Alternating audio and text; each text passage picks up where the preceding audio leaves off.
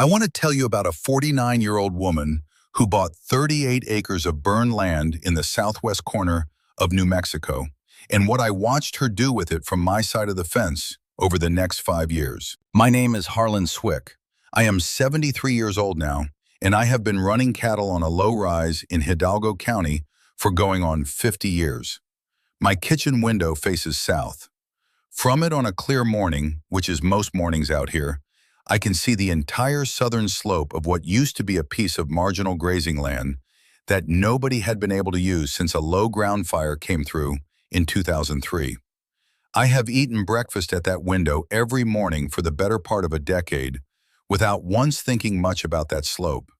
It was just there, empty, pale tan running to pink where the limestone showed through. A piece of country that had stopped offering anything and that nobody had asked anything of in a long time. That changed the second week of October 2009 on a Wednesday morning when I walked out to my horse corral before first light and saw a headlamp moving slowly across the face of that hill in the dark. I want you to understand what that means in this part of the country. The burn slope, as everybody in the area calls it, runs about 400 yards along the south side of the county road. Before the fire, it had been ordinary grazing land of the marginal kind that covers most of the southern part of this county. Low-grade bunch grass, a scatter of creosote, a few mesquite where the soil went deep enough at the base of the ridge. Nothing spectacular. Nothing that would have drawn your eye from the road.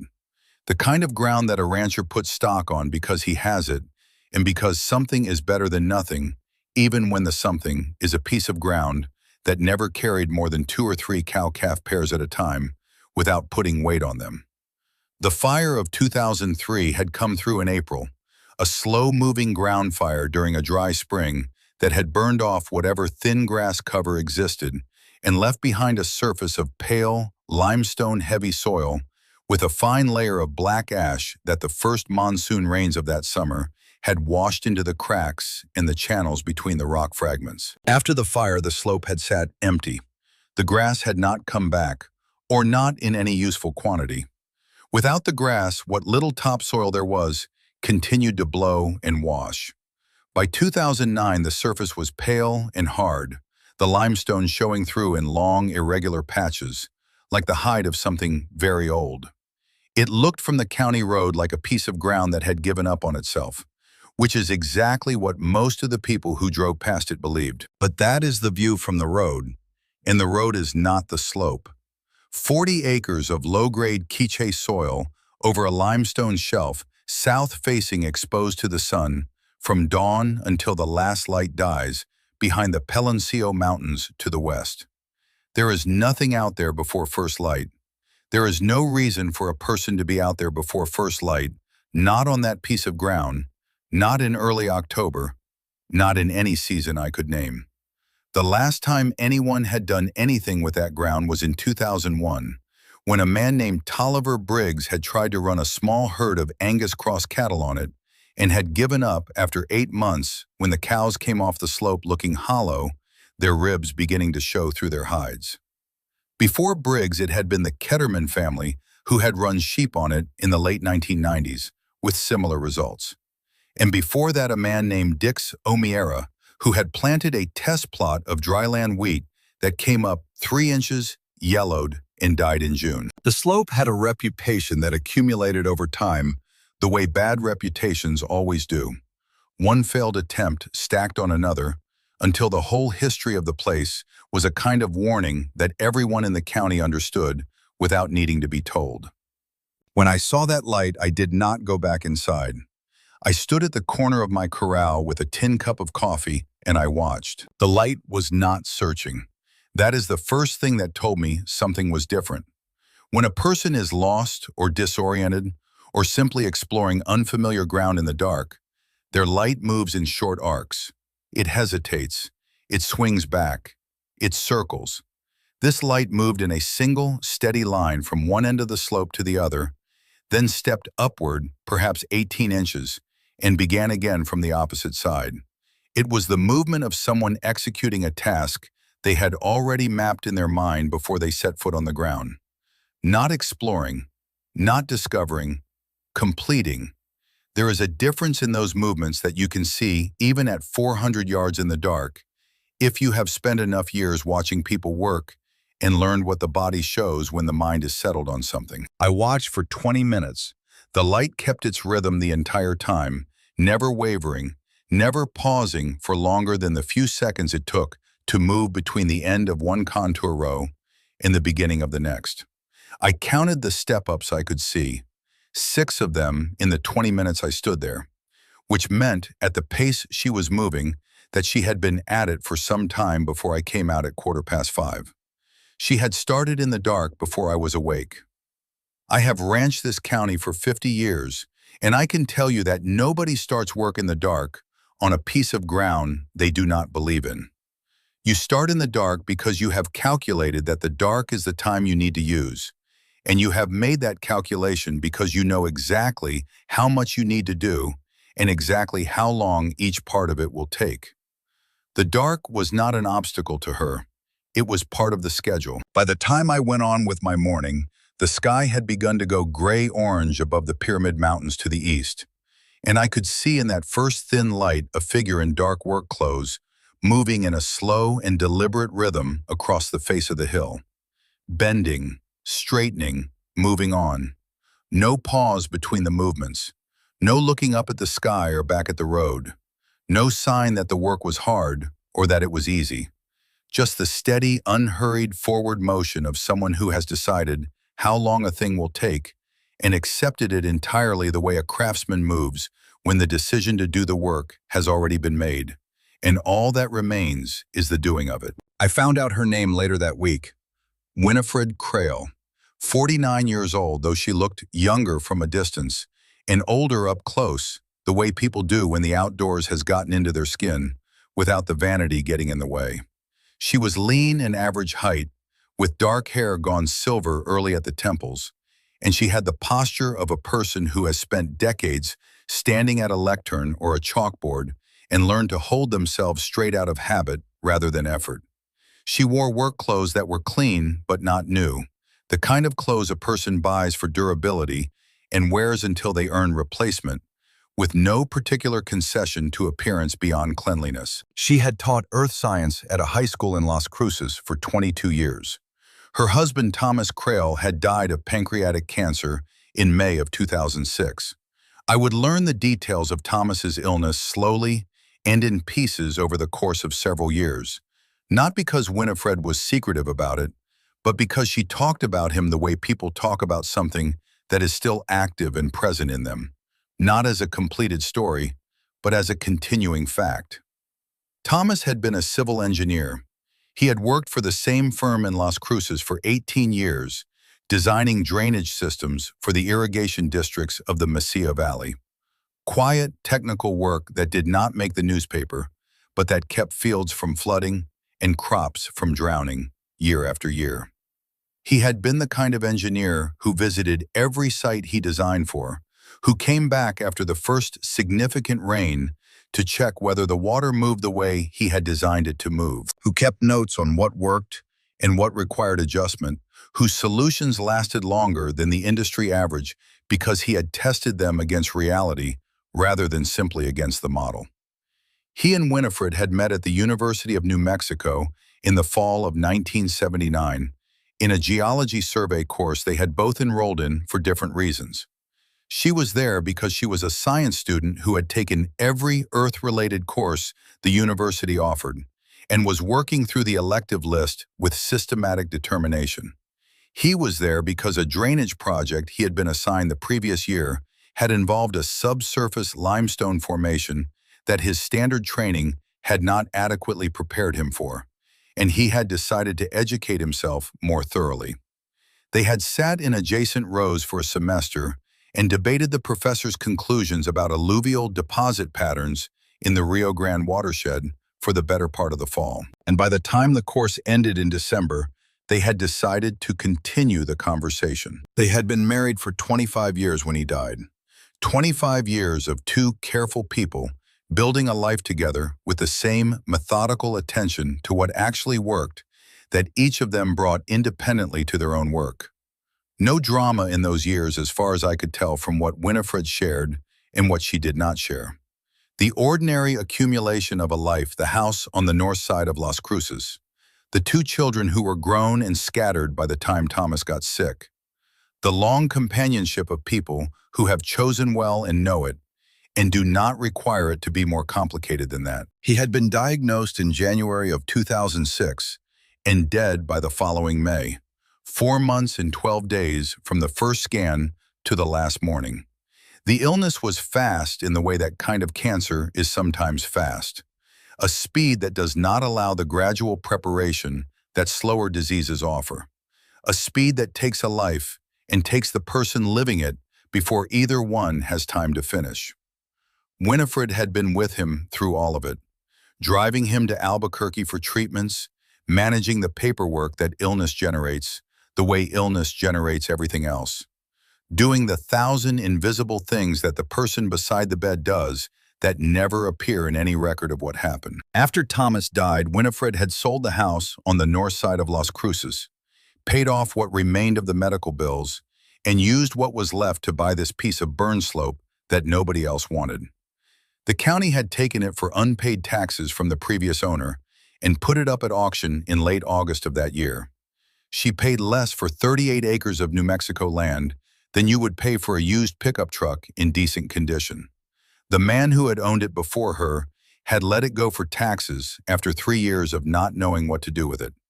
The county was glad to be rid of it.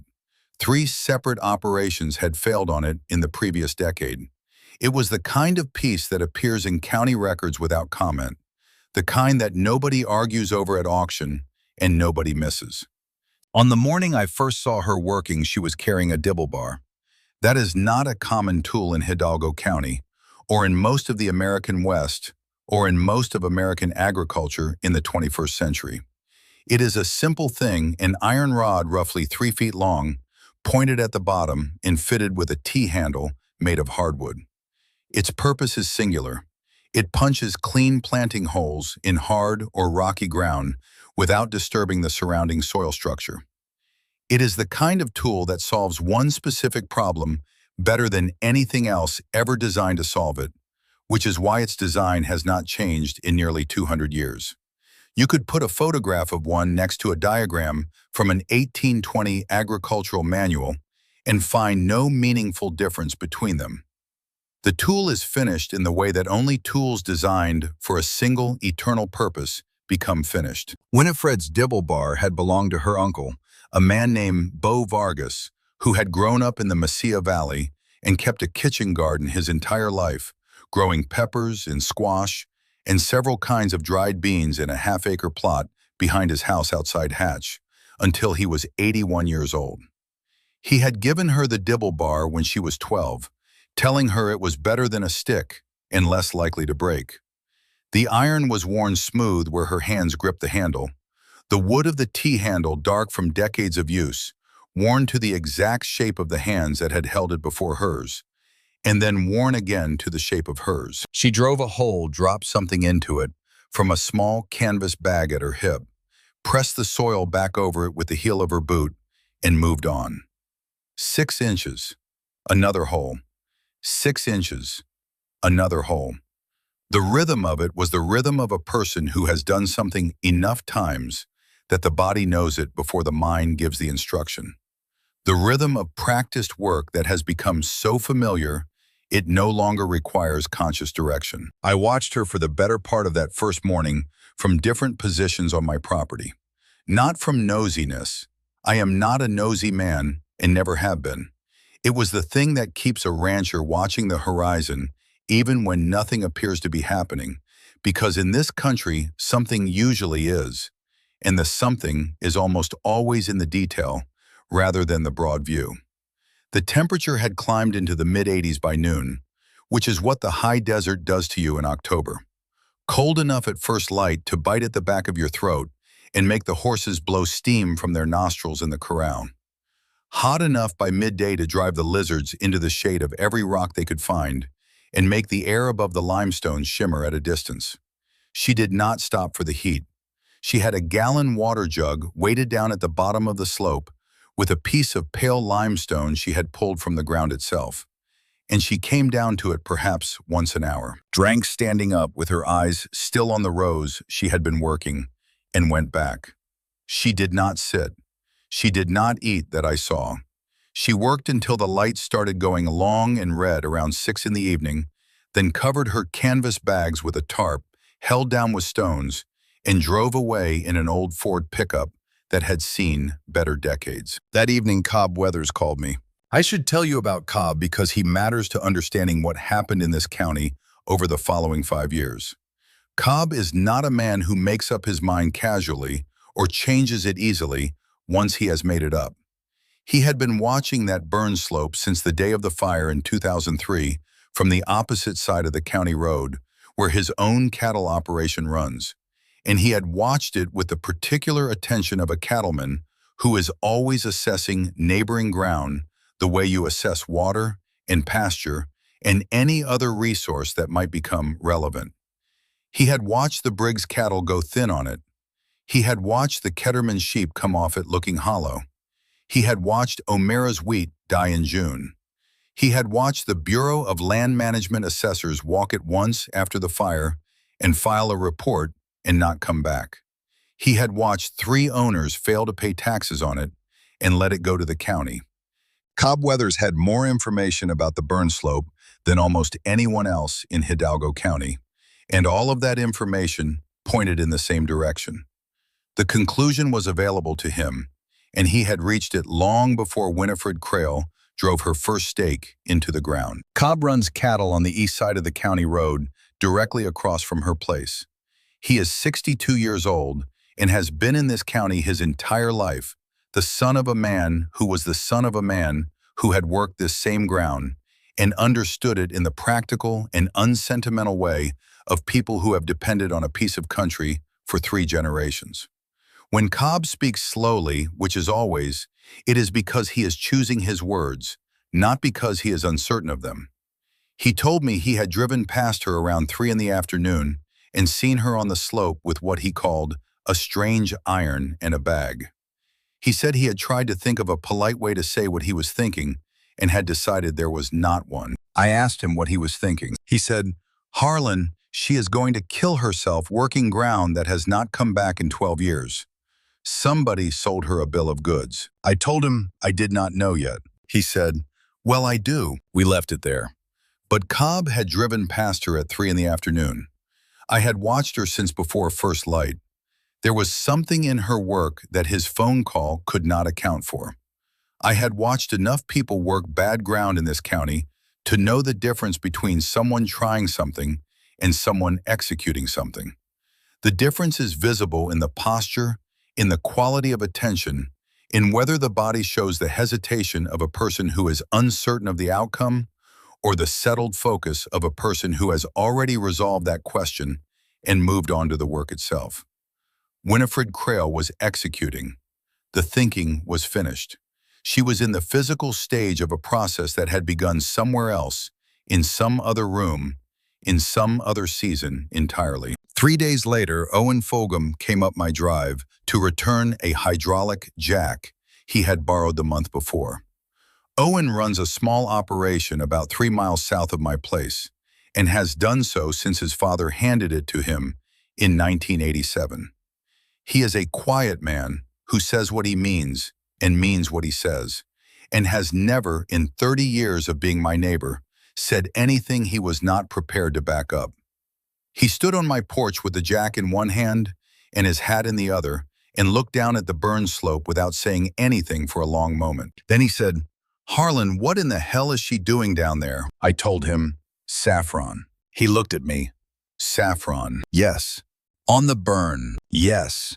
He set the jack down on the porch step and was quiet for another moment. Then he said what most of the county was already saying in quiet voices, which was that the slope was no good, that the fire had taken whatever thin life that ground had ever had, that anyone who told her she could grow something on it had taken advantage of a woman who did not know any better. He said it without meanness. He said it the way people in this country say a hard thing when they believe it needs saying, when the silence on the other side of the unsaid thing feels worse than the discomfort of saying it. I did not argue with him. He was not entirely wrong about the history of that slope. 3 separate operations before her had failed on it. The grass had not come back after the fire. The Bureau of Land Management had let it sit. The county had given up on it. But I had stood 30 feet from her at the fence line the day before, and I had watched her say the words, saffron crocus, the way a person says the name of something they have known for a very long time, the way you say the name of a place you have been and intend to return to, a name that carries a history and a future in it at the same time. Owen left the jack on the porch step and drove home. I poured the last of the morning coffee down the drain and looked out the window at the slope for a while. I thought about the 3 previous operations that had failed on that ground. Briggs with his Angus cross cattle going in with high hopes and a good hay supply, and coming out 8 months later with animals that had lost 20 pounds each on a slope that provided nothing but exercise. The Ketterman family with their sheep, who had at least the advantage of animals that can extract nutrition from rougher forage than cattle, and who had still walked away shaking their heads after 2 seasons of watching the flock thin out on ground that offered the appearance of grazing without the substance of it. O'Mara and his wheat, which had been the most straightforward failure of the 3, the kind of failure that a soil test could have predicted before the first seed went in the ground. 3 operations, 3 different approaches, 3 years of combined effort, 0 return. I looked at the slope in the morning light, pale and empty as it had been for 12 years. Nothing on it that you could see. But something was down there that morning, moving slowly across the face of the hill, with a tool that most ranchers in this county had never seen, and would not have known the name of. And that tool was not the tool of someone trying something. It was the tool of someone who had already decided what was going to work, and was now doing the work of confirming it. The day after Owen's visit, I had a reason to walk down to the south fence line. A piece of barbed wire had gone slack on the corner post that Winifred and I shared, and I had been meaning to tighten it before the next windstorm came through and tangled it in the brush. I took my fencing pliers and a handful of staples and walked the quarter-mile down through the mesquite. The mesquite out here is old and thick along the fence lines, the kind that grows back after every drought and every freeze and every year of neglect. The kind that does not ask permission and does not wait for conditions to improve before it puts down another root. I did not walk down there to talk to her. I am not the kind of man who crosses a property line for conversation. But the fence needed work, and the fence ran right past where she was planting. She heard me coming about 30 feet out. She straightened from the row she was working and looked at me without surprise.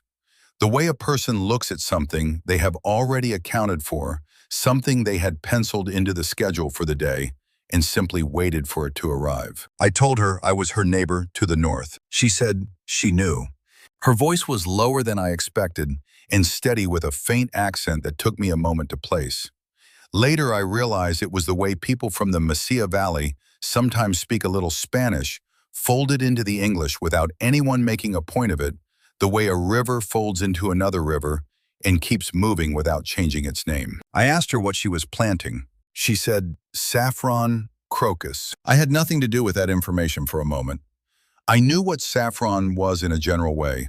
My wife Opal, before she passed, had used a pinch of it once in a pot of rice, the year her sister came up from El Paso.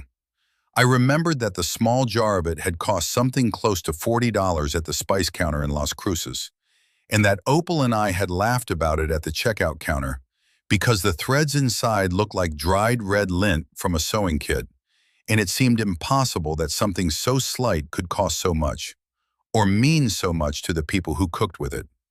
We had talked about it at supper, and she had explained that saffron had been used as a dye and a spice and a medicine for thousands of years, that it took a staggering number of flowers to produce a single pound of it, and that the reason it cost what it cost was the same reason anything cost what it cost, which was that no one had found a faster way to do it. I had never heard of anyone planting saffron in New Mexico, much less on a burn slope outside Animas.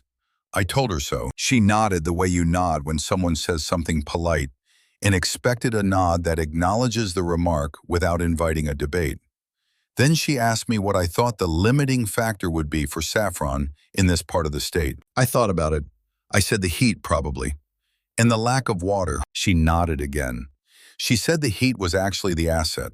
The lack of water was the asset. The burn was the asset. What she was working on was the soil structure, which she had been amending lightly for 14 months by spreading a thin layer of composted goat manure hauled in from a small dairy operation outside Deming. She had hauled it herself in the bed of the Ford in burlap bags, making the drive twice a month from the previous September through early summer. She was almost done with that part, she said. The planting was the easy part now. I stood there for a moment with the pliers in my hand. She had said the heat was the asset, the lack of water was the asset, the burn was the asset. I had been ranching in the high desert for 50 years. I had heard people say that hard conditions were assets before, usually as a way of making peace with what they could not change. But she had not said it as consolation. She had said it as specification. She was describing the conditions her crop required, and she was saying that this slope met those conditions better than almost any piece of ground in the state. I thought about that. I thought about the calcium she had mentioned, the pH, the particular chemistry of a burned limestone substrate. I did not know enough soil chemistry to evaluate what she was saying, but I knew enough about working the ground to recognize when someone was describing a thing they understood from the inside rather than from the outside. She was not explaining saffron to me. She was explaining this slope to me. There was a difference. I picked up my fencing pliers. We talked for another few minutes about the corner post. She said she would reset it herself before the end of the month, and she did, driving new anchors into the limestone ledge below the post with a technique I had not seen before and would have liked to ask about if I had been the asking kind. She reset it on a Saturday morning while I was mending the east fence line of my north pasture. When I came back past at noon, the post was straight and solid, and the wire ran true. I walked back up to my place that first evening with a feeling I did not yet have a word for. What I understood standing at that fence line was this. I had been wrong even about my own description of what I was watching. I had said to myself that she was executing a plan. That was not quite right. She was completing one. The planning was done. The thinking was finished. What I was watching on that slope was the physical finishing of work that was already finished in her head, the last visible step in a sequence that had begun somewhere else, in some other season, at some other table, with some other tools entirely. The dibble bar and the canvas bags and the boot heel pressing the soil were not instruments of discovery. They were instruments of confirmation. The conclusion had been reached. This was the evidence being entered. It was the fourth day of planting when I first noticed the notebook. She was working the upper rows when I happened to be near the south fence, checking a post brace. She reached into her jacket pocket and pulled out a small composition book, the black and white marbled kind they sell at the feed store in Animas, for a couple of dollars. She opened it to a specific page without hunting for it. She read something. She closed it and put it back. She had not written anything down. She had checked something.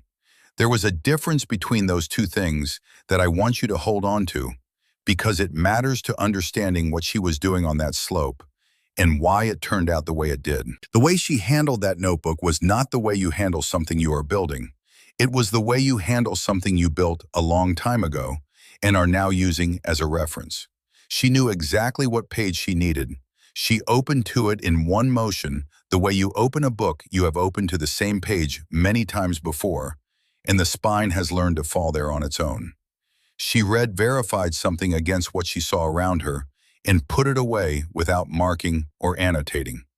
Then she went back to work without any change in her rhythm. I found out later that she had started that notebook in March of 2007, 2.5 years before she drove the first stake into that ground. She had started it 3 weeks after she found the box of Canwell's bulletins at the estate sale in Lordsburg, which was itself 3 weeks after Thomas died.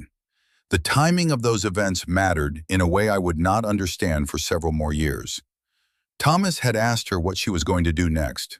She had not been able to answer him. And then she had found the box and read the bulletin and opened the notebook. The first entry was a list of soil chemistry questions she needed to answer, written in the same small pencil handwriting that filled every page that followed. The questions were not hopeful. They were precise. They were the questions of a person who needed to know whether something was true, not a person who wanted it to be true. There was a difference in how those two kinds of questions get written, and the difference showed on every page. The bulk of the writing in it, the densest and most worked-over sections, had been completed in the first 18 months after she bought the box of bulletins, before she had settled on Hidalgo County, before she had seen the burn slope from the county road, before she had stood on it and pressed soil between her fingers. The notebook was not the record of a decision being made. It was the record of a decision that had already been made, and everything that followed was the careful confirmation that the decision had been correct. Dale Gantry came into the post office at Animas the Friday of that week.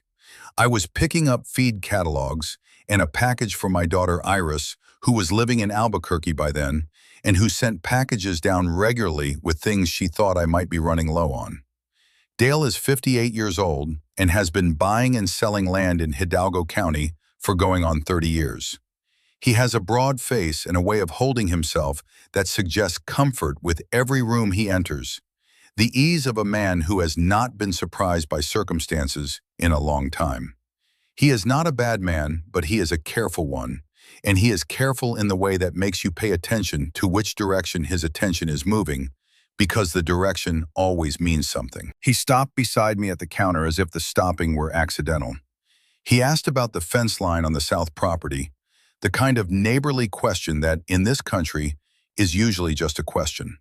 Then he mentioned Winifred. He said he had heard she was having some kind of small success down on the burn slope, and that he had gotten a phone call from someone who might be interested in acquiring land in the area. He said he hoped she understood what she had gotten into. He said he had tried to explain the challenges of that parcel to her before the auction, and that she had not seemed interested in his advice. I looked at him steadily. I said, "Dale, when exactly did you try to explain that to her?"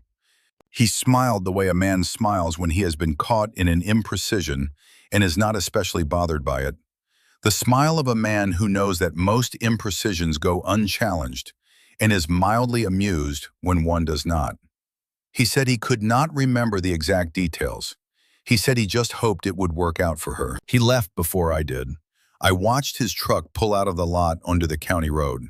He turned south toward the burn slope. A quarter-mile past the turn at the spot where the road bends around a dry wash and drops into the shadow of the ridge, he stopped, and I watched him pull out his phone.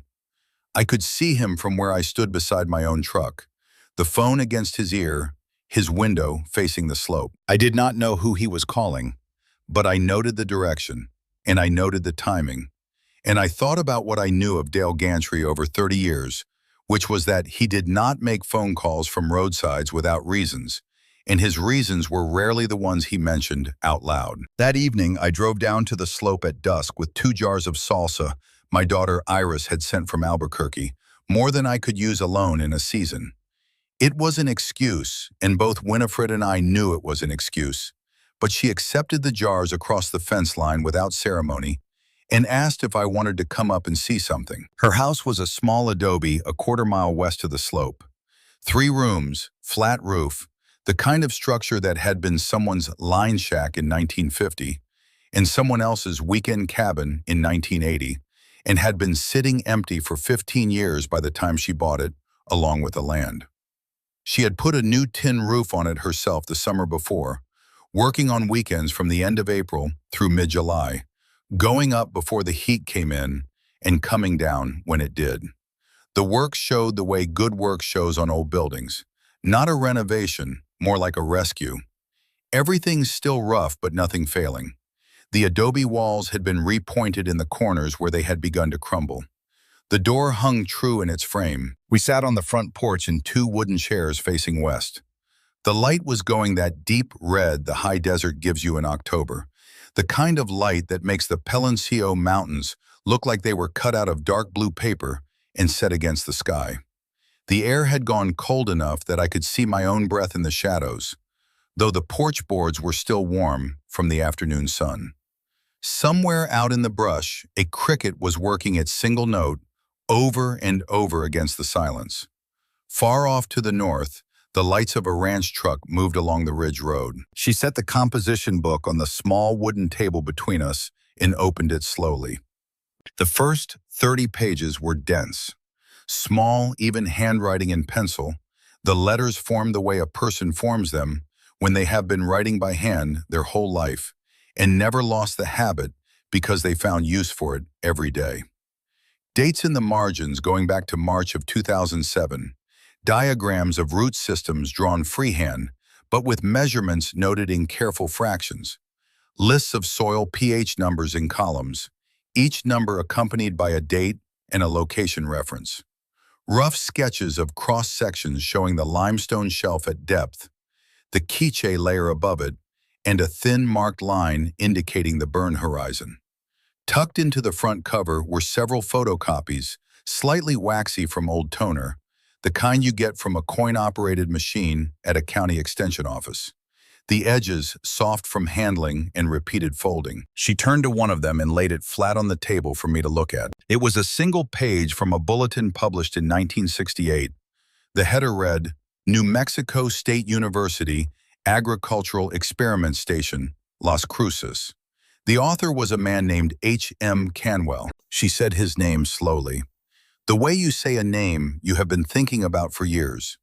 A name that has become so familiar through private repetition that it feels strange to say aloud to someone who has never heard it before. H.M. Canwell had been a soil scientist at New Mexico State University from 1951 until he retired in 1984. He had spent most of his career in a state-issued pickup truck with a soil auger in the bed and a cooler full of glass sample jars, driving the back roads of southern New Mexico and stopping wherever he saw a piece of ground that other people had given up on. He was not looking for success stories. He was looking for the chemistry underneath the failure, the thing that had made the ground hard to work, and what that thing might be worth if you understood it instead of fighting it. He published his findings in short bulletins distributed by mail to agricultural extension offices across the southern half of the state. He wrote clearly and without institutional vanity, the way a man writes when he thinks the information is more important than the impression. His bulletins were filed in boxes and on shelves, and then, for the most part, forgotten, pushed to the backs of filing cabinets when new materials arrived boxed up when offices were cleaned out, scattered into the informal archives of county extension offices and farm libraries and estate sales across the southern part of the state. Winifred had found a box of his bulletins, 15 or 16 of them, at an estate sale on the rodeo grounds outside Lordsburg in February of 2007, 2 weeks after Thomas died. She had paid $4 for the whole box, set it in the back of the Ford, and driven back to Las Cruces through the late winter afternoon light along the valley road. The bare pecan orchards on either side the river, low and quiet in its banks. She had carried the box inside and set it on the kitchen table without opening it for 3 days, because in those first weeks after Thomas died, there were other things to do, and the grief was still loud enough to crowd out everything that was not strictly necessary. She had read every page. The 1968 bulletin was the one that changed everything. What Canwell had documented working a burn site in the Animas Valley, less than 3 miles from where we were now sitting on this porch, in the dark red October light, was that a low ground fire on quiche limestone soil produced 3 distinct chemical changes that nobody in New Mexico agriculture had given proper credit for. First, the heat of the fire raised the pH of the top 6 inches of soil by 4 to 8 units, depending on burn intensity, pushing the ground into a high alkaline state that most food crops could not tolerate, but that certain plants had evolved specifically to thrive in over thousands of years of cultivation in similar conditions. Second, the fire released bound calcium from the upper soil matrix in a form that plant roots could actually access. Untreated quiche ground locked its calcium in mineral formations that most plant root systems could not penetrate. The fire had broken those formations open in a precise and irreversible way. What had been inert became available, a reserve that had been sitting in the ground for decades, waiting for the right key to release it. Third, the temperature of the fire was sufficient to sterilize the soil against the fungal pathogens that, in untreated ground across the American Southwest, were the primary reason bulb crops failed. The organisms that infected crocus and tulip and allium bulbs in normal soil could not survive the heat that the burn had generated. The ground that looked dead from the road was, in Canwell's analysis, biologically clean in a way that could not be easily replicated by any agricultural intervention short of industrial fumigation, and it would remain that way for a significant number of growing seasons after the fire. Canwell had written that on a burned quiche slope with no further amendment beyond, "Patience, you had a naturally sterilized, alkaline, calcium-rich growing medium that matched with almost statistical precision the high desert plateaus of Iran and Kashmir, where saffron crocus had been cultivated for 3,000 years. He had written that in 1968. He had died in 1991. Winifred had clipped his obituary to the back cover of the notebook, 6 lines long in the Lordsburg paper, mentioning a wife named Corinne and 3 children, and a long membership in a Methodist church in Macon. 6 lines for 33 years of field work. 6 lines for the bulletins that nobody had acted on. As far as Winifred could determine, no one in New Mexico had ever acted on his bulletin. Not a single farmer or rancher or agricultural operation, not once in 40 years. She said, "Not once." The words settled between us in the evening air. Out across the valley, the Peloncillos had gone dark blue, the ridgelines sharp against the darkening sky. The first stars had come out above the ridge. A coyote called from somewhere to the south, a single sharp note followed by the trailing yips that meant it had found something, or lost something, and then silence again. She told me she had spent 2 full winters with that bulletin before she planted a single bulb. The first winter she had driven out to the Animas Valley every Saturday from December through March and walked potential burn sites with a set of soil test kits she had ordered from a lab in El Paso, taking samples in small glass jars, testing them on her kitchen table that evening, recording the numbers in the notebook. She walked 7 different parcels. 6 were disappointing. The pH was too low, or the burn had been too light, or the limestone shelf was buried too deep for the burn to have affected it. The 7th parcel was the burn slope below my fence line, the one the county was about to auction. The pH readings matched Canwell's numbers precisely. The calcium availability matched. The burn depth matched. The slope angle and sun exposure matched. Everything matched, not in the rough, approximate way that gets a person hopeful, but in the specific, numerical way that gets a scientist confident. The second winter, she had not been testing anymore. She had been waiting until she was certain that the conclusion she had drawn was the right conclusion, and not merely the conclusion she wanted to be right, because she had nowhere else to go. Because those 2 things, she said, look identical from the outside, and sometimes they look identical from the inside too. And the only way to tell them apart is to give the doubt enough time to either harden into certainty or crack into something you can walk away from. She had given it another winter. She had gone back to the slope on every one of those cold Saturdays and stood on it and looked at the numbers in the notebook and asked herself the same question. Is this what you think it is, or is it what you need it to be? By March of 2009, the answer was clear enough that she trusted it. I told her my father had done something like that with a piece of low ground on our ranch back in 1973. Had walked that field for 3 years before he put a single drainage tile into it. The neighbors thought he was waiting on money. He was not. He was waiting on certainty, which is a different thing and costs more in a different way. Because the money you save by waiting on certainty is the money you do not spend on being wrong in a way you cannot walk back. She nodded the way you nod when someone says something obvious. Not like a compliment has been paid, but like a fact has been confirmed. Like doing it any other way would have been a kind of carelessness she could not afford and could not take back once spent. She closed the notebook and set it on the table between us. The light was almost completely gone. The peloncillos were a dark shape against a darker sky. I could hear the horses in my corral a quarter-mile away, the soft percussion of their feet on the dry ground as they moved from the hay I had left them. That was when I understood the full picture of what I had been watching. She had not found the land and then researched what could grow on it. She had understood what conditions were required, and then she had gone looking for a piece of ground that met those conditions. The burn slope had been the answer to a question she had already finished asking before she ever set foot in Hidalgo County. She had bought the land because it was burned, not in spite of it. The fire of 2003 was not a scar she had to work around. It was the reason she had come. Every failure that had accumulated on that slope before her, every rancher who had given up, every year the Bureau had let it sit. Every piece of bad news about that piece of ground that circulated through the county had been from Winifred Crail's particular vantage point. Not a warning, but a confirmation. I sat with that on the drive back to my place. The high desert night had come down full and black. The stars were thick and close, the way they get in October at this altitude. So many and so clear that the sky looked solid rather than empty. I sat in the truck in the dark for a while after I parked, looking south toward the slope, which was invisible against the night.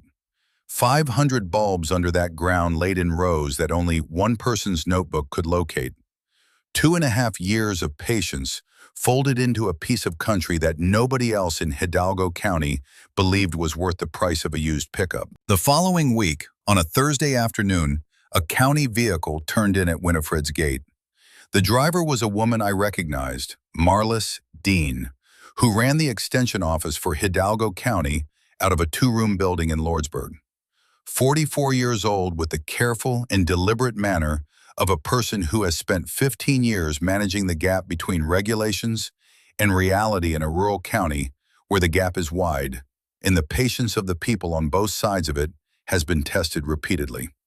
She arrived with a clipboard and a professional expression, and Cobb Weather's informal complaint behind her. Cobb had filed an inquiry with the county extension office, suggesting that someone on the burn slope parcel might be spreading uncomposted agricultural waste on unimproved land in a water-sensitive zone, which in Hidalgo County was technically subject to review under state agricultural waste protocols. Cobb had not done this with malice. He genuinely believed that what Winifred was doing was not going to work, and that if she was going to fail, the county should at least make sure the method of her failure did not leave the ground in worse condition than it had been. It was the kind of thing a concerned, practical man does when he cannot find any other way to be useful. I watched from my fence line as Marlis got out with her clipboard. Winifred came outside. They walked together toward the slope. Marlis asked questions. Winifred answered each one not defensively and not quickly the way a person answers when they expected the questions and prepared for them. At one point, Winifred went back to the house and returned with a folder. She opened it and handed Marlis several pages. Marlis read them. She was quiet for a moment. She asked another question. Winifred pointed to something on the slope. Marlis looked where she was pointing. They talked for perhaps 40 minutes. When it was over, Marlis walked back to her truck. She stopped at the gate and said something to Winifred from across the yard. Winifred responded. Marlis nodded and got in the truck.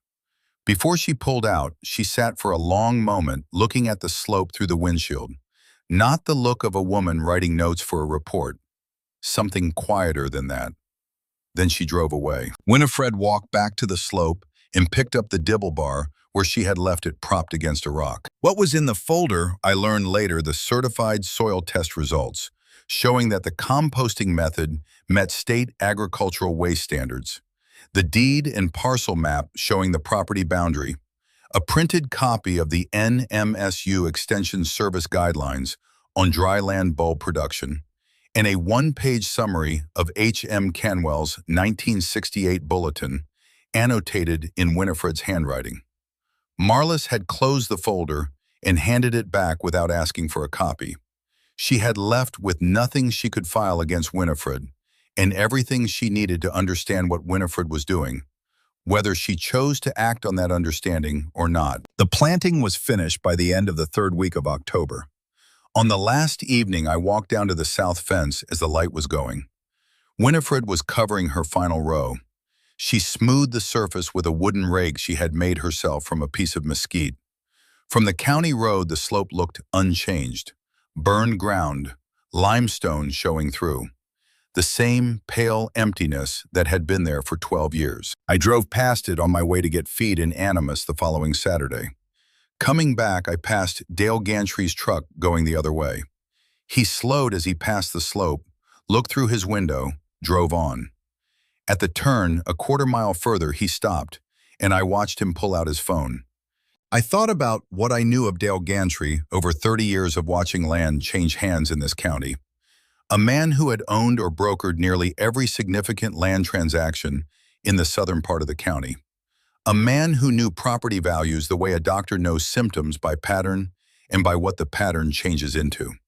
The burn slope had sold for next to nothing because everyone, including Dale, had believed it was worthless. And a man like Dale, when he realizes he has mispriced something, does not simply accept the mistake. He looks for a correction, and the correction he looks for is never the simple kind. I drove home. The ground was flat and empty and perfectly ordinary in the last of the light. 500 bulbs under it in rows that only Winifred's notebook could find. I parked in front of the house and sat in the truck for a minute looking south. The slope was invisible at this distance in the low evening light, just another piece of the hillside, indistinguishable from the untreated land on either side of it. A person driving past for the first time would not know that anything had happened there that year. They would not know that a woman had been there since before first light every morning for 3 weeks, planting something into ground that the county had decided was finished. They would not know about the notebook, or the bulletins, or the 2 winters of testing, or the equation that had been running in one person's head for 2.5 years before a single corm went into the ground. This is the part of the story that I think about most often. Not the lab results, or the chef from San Antonio, or the boundary dispute, or the ruling. The part I think about is the gap between what a thing looks like from the road and what it actually is. The burned slope looked like burned slope. It was a solved problem. But it was not a solved problem. It was an unsolved problem with a very particular solution, and the solution had been written down 40 years before in a bulletin that everyone had received and nobody had read, and that was sitting in a box at an estate sale, waiting for the person who needed it. Something was beginning. Nobody in Hidalgo County knew it yet except Winifred Crail, and in the slow and private way that old ranchers come to know things, myself. The purple came in the third week of October 2010, exactly 1 year almost to the day from when Winifred had driven the first stake. I want you to think about that year because it was not an empty year. It was not waiting in the way that people imagine waiting as a passive thing, a gap between events. Winifred was on that slope every week of it. Every Saturday she walked the rows, pushing the wooden probe into the soil to check frost depth and moisture, recording the readings in the notebook. Every month she adjusted the drip irrigation timer by small increments in response to the seasonal shift in evaporation rates, recalibrating based on the numbers rather than on how the ground looked from the top. In March, she found a section near the east boundary where the soil had crusted over the winter, and she spent 2 weekends loosening it by hand, working a narrow iron tool between the rows, with the same slow patience she had brought to the planting.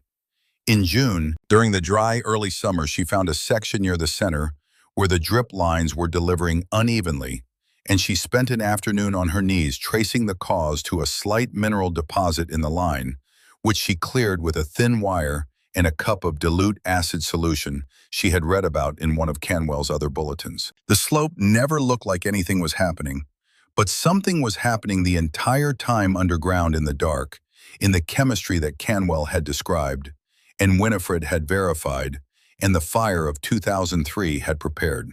500 small living things, each one drawing on the calcium and the alkalinity and the sterile quiet of the burned ground to build the structures they would need when October came again. That year between the planting and the first bloom was also the year I began to understand something about patience that I had thought I already understood. I had been patient with cattle prices and drought cycles and the long, slow rhythms of ranch finance. But that kind of patience is the patience of endurance, the patience of a person who has no choice but to wait and is making the best of it. What I watched Winifred do that year was a different kind of patience entirely. It was the patience of a person who has already decided on the outcome and is now simply doing the work of getting there every week without impatience and without complacency, the way a craftsman works when the quality of the result is more important than the speed of it. She did not talk about the bulbs to anyone that year. She did not speculate about the harvest or discuss the market or make any of the calculations out loud that I knew she was making in the notebook. She just worked the slope on Saturdays and came back the following Saturday and worked it again. Once in the middle of winter, I passed her on the county road when she was walking back to her truck after a morning on the slope, and I stopped to ask how things were going. She said, "Fine." I asked if the bulbs were doing what they were supposed to be doing. She said she would know more in October. That was all. She was not being evasive. She was being precise. October would tell what October would tell. Not all at once, and not in a way you would notice from the county road. But from my fence line on the low rise above the slope in the right morning light, when the sun had just cleared the pyramids and was cutting low and sharp across the face of the hill, I could see faint patches of color scattered across the pale ground. Small, thimble-sized blooms opening at soil level, lavender against the tan and pink of the limestone dirt. Dozens of them, then hundreds, scattered in the irregular pattern of a natural thing growing where it had chosen to grow. From a distance, it looked like the ground had been dusted with color overnight. Winifred was already down there when I arrived at the fence that first morning of bloom. She had started before me, as she had started before me every morning of that first year. She was working on her knees on a folded square of canvas, moving slowly from plant to plant in the cool before the sun rose fully. Each flower had to be picked in the window between when the bloom first cracked and when the full morning light came over the ridge and opened it completely. Once the petals opened fully, the stigmas began to lose their potency to oxidation. She knew this the way she knew every other critical detail of the process from 2.5 years of reading before she ever planted the first corm. Each flower yielded 3 red stigmas, which she separated with the tip of her thumbnail and laid on a small square of screen she carried folded in her jacket pocket. The movement was so small and so precise that from 30 yards it looked like she was doing nothing at all. But each small movement was a harvest, and the harvest was accumulating thread by thread, screen by screen, in the cool back room of the adobe where she had set up wooden drying racks in the weeks before the first bloom. She harvested for 3 weeks that first season, kneeling on the same folded canvas every morning in the cold, before sunrise, working the rows in the same order she had planted them, the same order she had walked them for the 12 months before. The total yield was just under 4 ounces of dried saffron threads. 4 ounces from 500 bulbs over 21 mornings of cold, careful work. She put it in small glass jars sealed with wax, labeled in her own handwriting with the date and the row number. She did not sell any of it. She kept some for herself, gave a jar to me, left a jar at the post office in Animas for a woman there who had been kind to her in her first months in the county. 2 ounces she sent to 3 food chemistry laboratories across the country. She wanted to know exactly what she had, not what she thought she had, not what the Canwell Bulletin predicted, what the specific ground and the specific season and the specific strain had actually produced, measured against the standards that the industry used, and that a buyer would require before committing to a purchase. The reports took 4 months. In March of 2011, the California lab director called her on the phone before the written report had even been sent. She described the conversation to me that evening at the fence line in exact sequence without ornament. The lab director had said, "Before I send you the written report, I need to ask you where this was grown." She told him, "Southwestern New Mexico." He was quiet for a moment, a silence that meant something. Then he said, "Is this production replicable?" She told him, "Yes." The crocin level, which measures color strength in saffron, was the highest the California lab had recorded from any domestic American sample in its history. The picrocrocin level, which determines the particular sharpness and complexity that distinguishes premium saffron from ordinary saffron in a cooked dish, surpassed the Spanish coupe grade that sets the international standard for premium saffron. The saffronol, the aromatic compound responsible for saffron's distinctive scent that persists through cooking, fell within the top measured range of the finest Iranian harvest. These were not marginal differences from average. They were differences of the kind that tell a chemist that something in the growing conditions is fundamentally and unusually right. Not accidentally right, but structurally right, the way a tuned instrument produces a different tone than the same instrument out of tune. Winifred went back into her house that evening. I did not see her again until the following Saturday, when she came out to begin preparing the slope for the second season. By autumn of 2011, the original 500 corms had multiplied underground through their summer dormancy into close to 900. Saffron crocus propagates by producing daughter corms each summer, small copies of the parent that separate during the dormant season and resume independent growth in the fall. This multiplication is one of the reasons that established saffron plantings increase in yield each season without requiring additional planting. And it is also one of the reasons that a field of saffron crocus, once established in ground, it has found genuinely suitable, becomes more productive with time rather than less. The second harvest yielded just over 9 ounces. A restaurant chef named Emmanuel Delacqua from San Antonio had heard about the saffron from a winemaker in the Mesilla Valley who had bought a 1/4 ounce from Winifred for an experimental rice dish and had not been able to stop talking about the color it produced. Delacqua drove 4 hours and 40 minutes to see it for himself. He arrived on a September Saturday in a clean black car that did not belong on a Hidalgo County dirt road. I was resetting a corner post on the south fence when he drove past. He looked like a man who had never fixed his own fence in his life and had made his peace with that fact a long time ago. Winifred met him at the gate. She walked him out to the slope. She reached into her jacket pocket and took out a small sealed jar, opened it, and set a single dried thread across his open palm. She told him to break it between his thumb and forefinger. He did. There was a faint, clean snap, a small exhale of orange pigment, and then he raised his fingers to his nose and stood there in the middle of the slope without speaking for what I estimated to be close to a full minute. He looked like a man who had just heard a piece of music he had been searching for without knowing he was searching for it. The first thing he said was, "How much do you have?" She told him. He took a small notebook from his jacket pocket, wrote a number on a page, tore it out, and handed it to her. The number was a price per ounce. It was nearly 4 times the wholesale market rate for premium imported saffron. She looked at the number without expression. She put the piece of paper in the small wooden box on her kitchen table.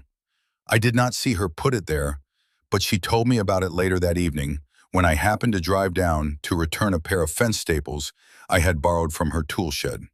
She came to the door and I handed the staples across, and we stood on the porch for a few minutes. She told me about Delacqua and the price he had offered. She told me where she had put the paper. I asked her about the box. She picked it up from the kitchen table and set it on the porch railing between us, and she opened it. Inside was the photograph Thomas had taken of her in front of her first chalkboard, a woman of 24 years old with a piece of chalk in her hand and the look of someone who has just begun a thing they intend to do well. Beside the photograph was a small brass button that had come off Thomas's jacket the last time he wore it to a school board meeting she had attended in the fall of 2005, a meeting about the science curriculum that he had come to for her. Wearing his good jacket, sitting in the back row and watching her make the case for laboratory hours, the way she made every case with precision and patience, and an absolute refusal to oversimplify. She had found the button in the pocket of the jacket after he was gone, and had kept it in the box because it was small and solid and real in the way that small, solid things become important when the larger things have become impossible to hold. Beside the button was a folded piece of paper that she did not open, and which she did not explain, and which I did not ask about. She put the chef's number in the box beside these things, and she closed the lid. The box where she kept the photograph Thomas had taken of her standing in front of her first classroom chalkboard in 1984, when she was 24 years old and the world was still entirely ahead of her. She put the chef's price beside the last photograph Thomas had taken, and she closed the lid, and she went back to the slope. That is when Dale Gantry began to understand what the burn slope was worth. In a county with 2,000 people and one post office, information travels without much help. It does not require anyone to talk deliberately. It requires only the ordinary movements of ordinary people through ordinary places. In December of 2011, Dale came up my drive with a casual reason for the visit, the kind of reason that is not the reason. We talked about fence line and winter feed prices and the drought forecast for the following year. Then, without transition, he mentioned Winifred. He said he had heard she had some small success on the burn slope. He said he was glad for her. He said he had received a call from someone in the area looking to acquire land with agricultural potential and had mentioned the burn slope parcel in passing. I asked him who. He smiled without showing any teeth. He said he could not recall the details offhand. Before he left, he said, "Harlan, you know, land boundaries in this county are not always as clean as the paperwork suggests. Some of those auction documents from the county go back through 3 or 4 title transfers, with gaps in the survey records. Things get missed." I said, "What things?" He said, "That is exactly the kind of question a good title search answers." He got in his truck and drove south. From my porch, I watched him slow as he passed the burn slope. He did not stop, but he looked at it the way a man looks at something he is calculating. That night, I pulled out my copy of the deed from the property survey file I keep in the filing cabinet in the back room. I spread it on the kitchen table and went through it section by section, corner post by corner post. I have been reading land descriptions in Hidalgo County for 50 years. What Dale had said was technically true in the way that a man who is building a case says something technically true in advance of saying the thing he actually means. There were gaps in the original survey language, minor ones, the kind that exist in almost every rural parcel in the Southwest that was first mapped before GPS equipment, not significant on their own, but the kind that in the hands of a motivated attorney could be made to look significant to someone who did not know the ground. I did not tell Winifred that night. I wanted to be sure before I said anything. In this county, saying a name in the wrong context can set things in motion that are hard to stop. I thought about Dale Gantry's history in the county for a while. He had come to Hidalgo County from somewhere in the Texas Panhandle in the mid-1970s, a young man in his late 20s with a real estate license and an instinct for identifying undervalued land before anyone else did. In the years when the copper mines were closing and the ranching families were aging out, and the second generation was moving to Albuquerque and Phoenix and not coming back, Dale had positioned himself as the man who could make an orderly transaction out of what might otherwise be chaos. He had been fair enough in those years, or fair enough that people did not feel cheated until they had already signed, which is a different thing. He had bought low and sold high, but he had bought honestly, and the sellers had been free agents who understood what they were doing. What he had done over the past decade was different in a way that was harder to name, but that people in the county had begun to feel. He had started to acquire parcels not for resale, but for holding, building a position in land that had no obvious value in the short term, but that he appeared to believe would have value in a future he could see more clearly than the people selling to him. The Burn Slope parcel was the one he had miscalculated. He had let it go to the county auction because he had made the same assessment as everyone else, which was that the fire had taken whatever value the ground had, and there was nothing there worth holding. Winifred's success had made him understand that the assessment had been wrong, and Dale Gantry was not a man who accepted being wrong about a piece of ground without looking for a way to correct the record. I thought about all of this at the kitchen table with the deed spread out in front of me. I thought about the survey gaps and what a motivated attorney could make of them. I thought about the timing of Dale's December visit and the phone call he had made from the roadside. And I thought about what I owed my neighbor, which was more than the comfortable silence of a man who preferred not to get involved in other people's business. In the early weeks of 2012, Marlis Dean came back to the Burn Slope, not because anyone had called her, on her own time on a Saturday morning in her personal car rather than the county truck. I saw her park on the gravel shoulder below the slope and walk up to where Winifred was checking the soil between the corn rows. I watched them for a while. Marlis was asking questions again, but different questions from her first visit. Not the cautious, regulatory questions of someone doing an inspection, questions that lean forward, the questions of someone who has begun to understand something and wants to understand it more completely. An hour later, Marlis came back down to her car and stood at the edge of the slope for nearly 10 minutes, looking out across the field of dormant corms in their pale, carefully managed soil.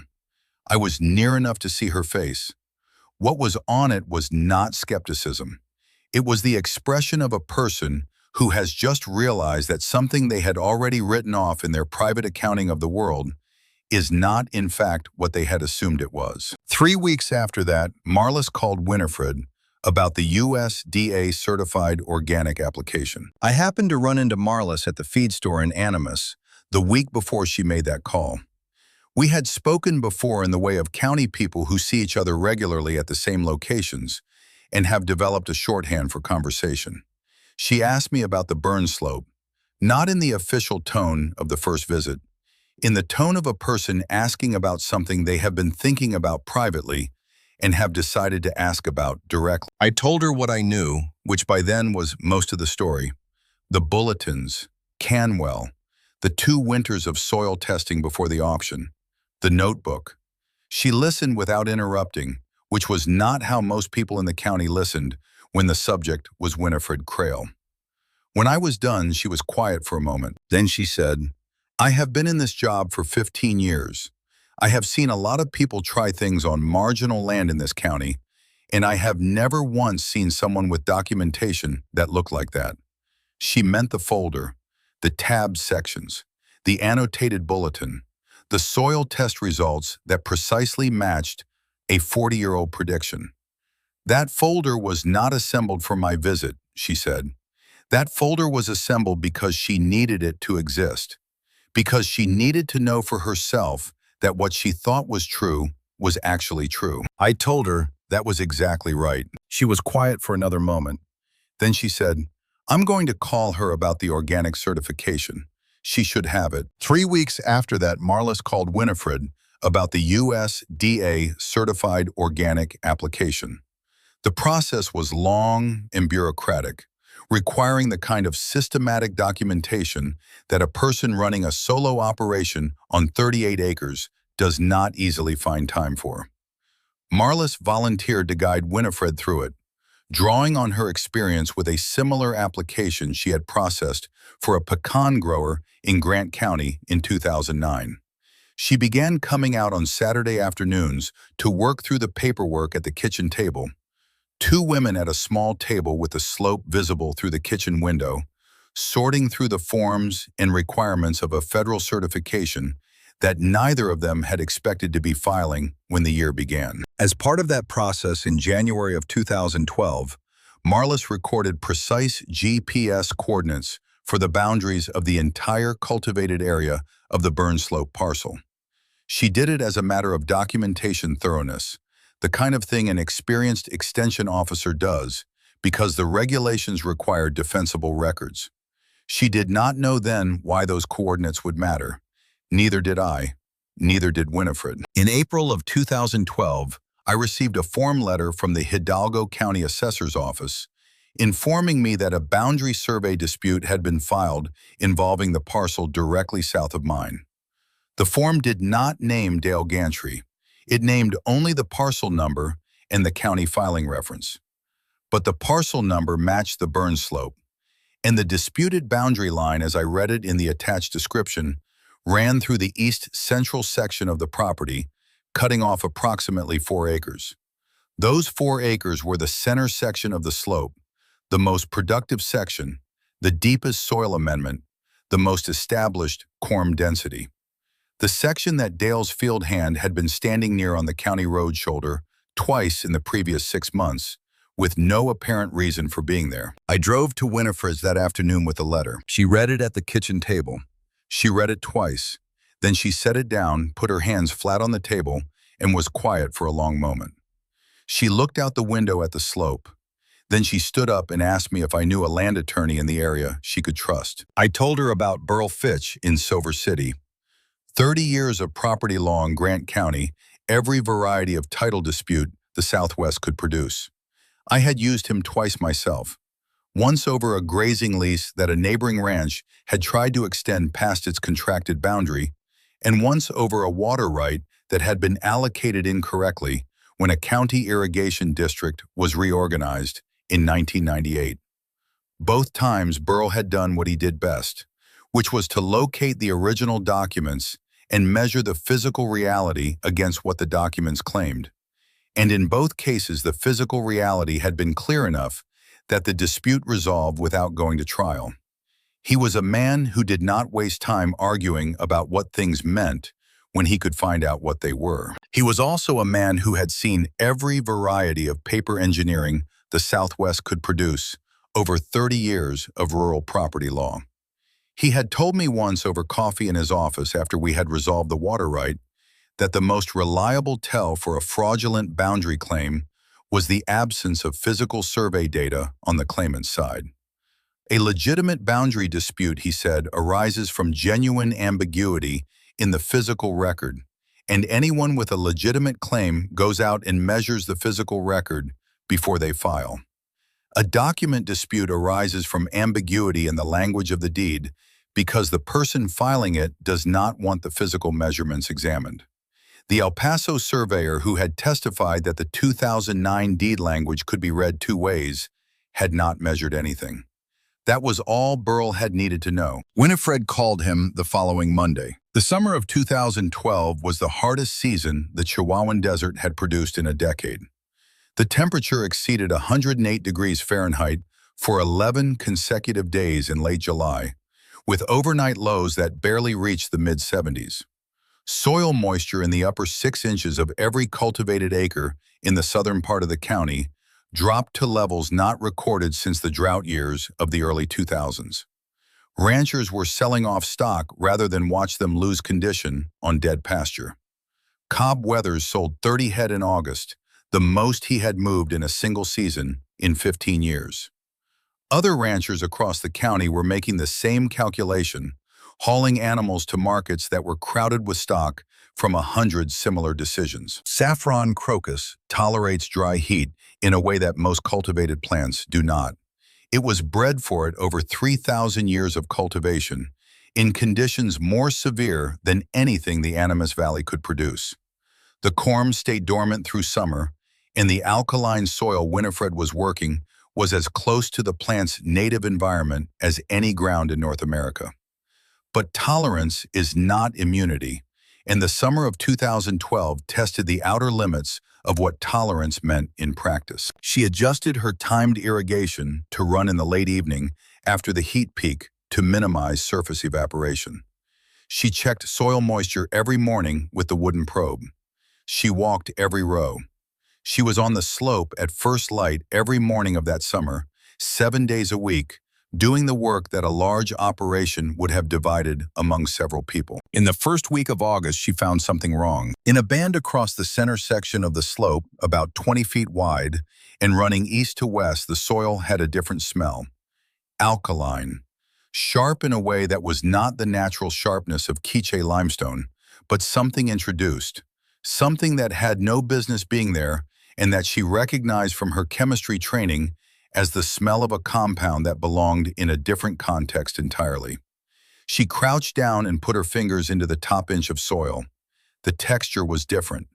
There was residue. She took samples in small glass jars, sealed them, labeled them with the precise location of each sample, and sent them to the laboratory in El Paso. She said nothing to anyone while she waited. She continued working the slope. She watered her rows. She walked the boundary of the affected section every morning and noted, with the careful notations she brought to everything, whether the contamination had spread beyond the original band. I watched her that fortnight from my fence line in the mornings. She did not work differently than she had worked before. She did not move faster or with more tension or with any outward sign that something was wrong. She had found a problem and sent the samples and was waiting for the data before she decided what the problem was. That was the correct sequence. She had learned it in a classroom and practiced it on this slope, and applied it now the same way she applied everything, by not allowing what she wanted the answer to be to influence the process of finding out what the answer was. I did not know what she had found.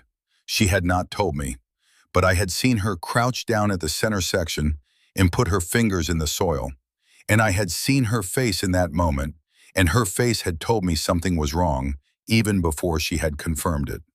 She had the face of a person who has encountered something that does not belong and has correctly identified what it is. I thought about the 2 times I had seen Dale Gantry's field hand on the county road shoulder near the eastern edge of the slope.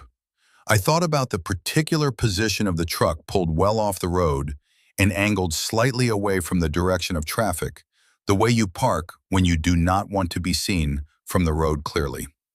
I had thought nothing of it at the time. In the high desert in summer, there are a dozen reasons a person might stop on the road shoulder for a few minutes. But I had noted it the way you note things that do not quite fit the context. And now, sitting at my fence line, watching Winifred walk her rows in the morning heat, I was noting it again with a different weight. She said nothing to anyone while she waited. She continued working the slope. She watered her rows. She walked the boundary of the affected section every morning and noted with the careful notation she brought to everything whether the contamination had spread beyond the original band. 2 weeks later, the results came back. The soil samples from the center band contained elevated sodium hydroxide concentrations and trace compounds consistent with a commercial pre-emergent herbicide used in non-agricultural land management. Water-soluble, introduced to the soil within the previous 30 to 60 days, during the period of extreme heat when water stress would amplify its effects on dormant plant material and make recovery more difficult. The analysis estimated that 15 to 20% of the corms in the affected area had sustained damage sufficient to prevent normal flowering in the autumn season. Winifred sat on her front porch and read the report alone. I know this because I drove down that afternoon and found her still sitting there in the same chair, the report in her lap, the light going orange behind the peloncillos. She had not been crying. She did not look devastated in the way that a person looks when something has happened to them that they could not have anticipated. She looked like someone who has received a very expensive confirmation of something they had already suspected and is now deciding with the same careful patience that has characterized every other decision they have made, what to do with it.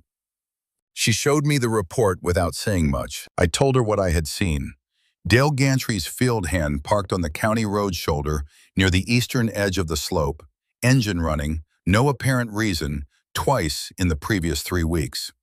I had not said anything at the time because I had not had anything to say that would stand up. Now I had something to say. She nodded. She looked at the slope for a moment. Then she told me she was going to drive to Lordsburg the following morning. She arrived at Dale Gantry's office at 9 in the morning and set the laboratory report on his desk. She told him she knew what had happened. She told him she knew who was responsible.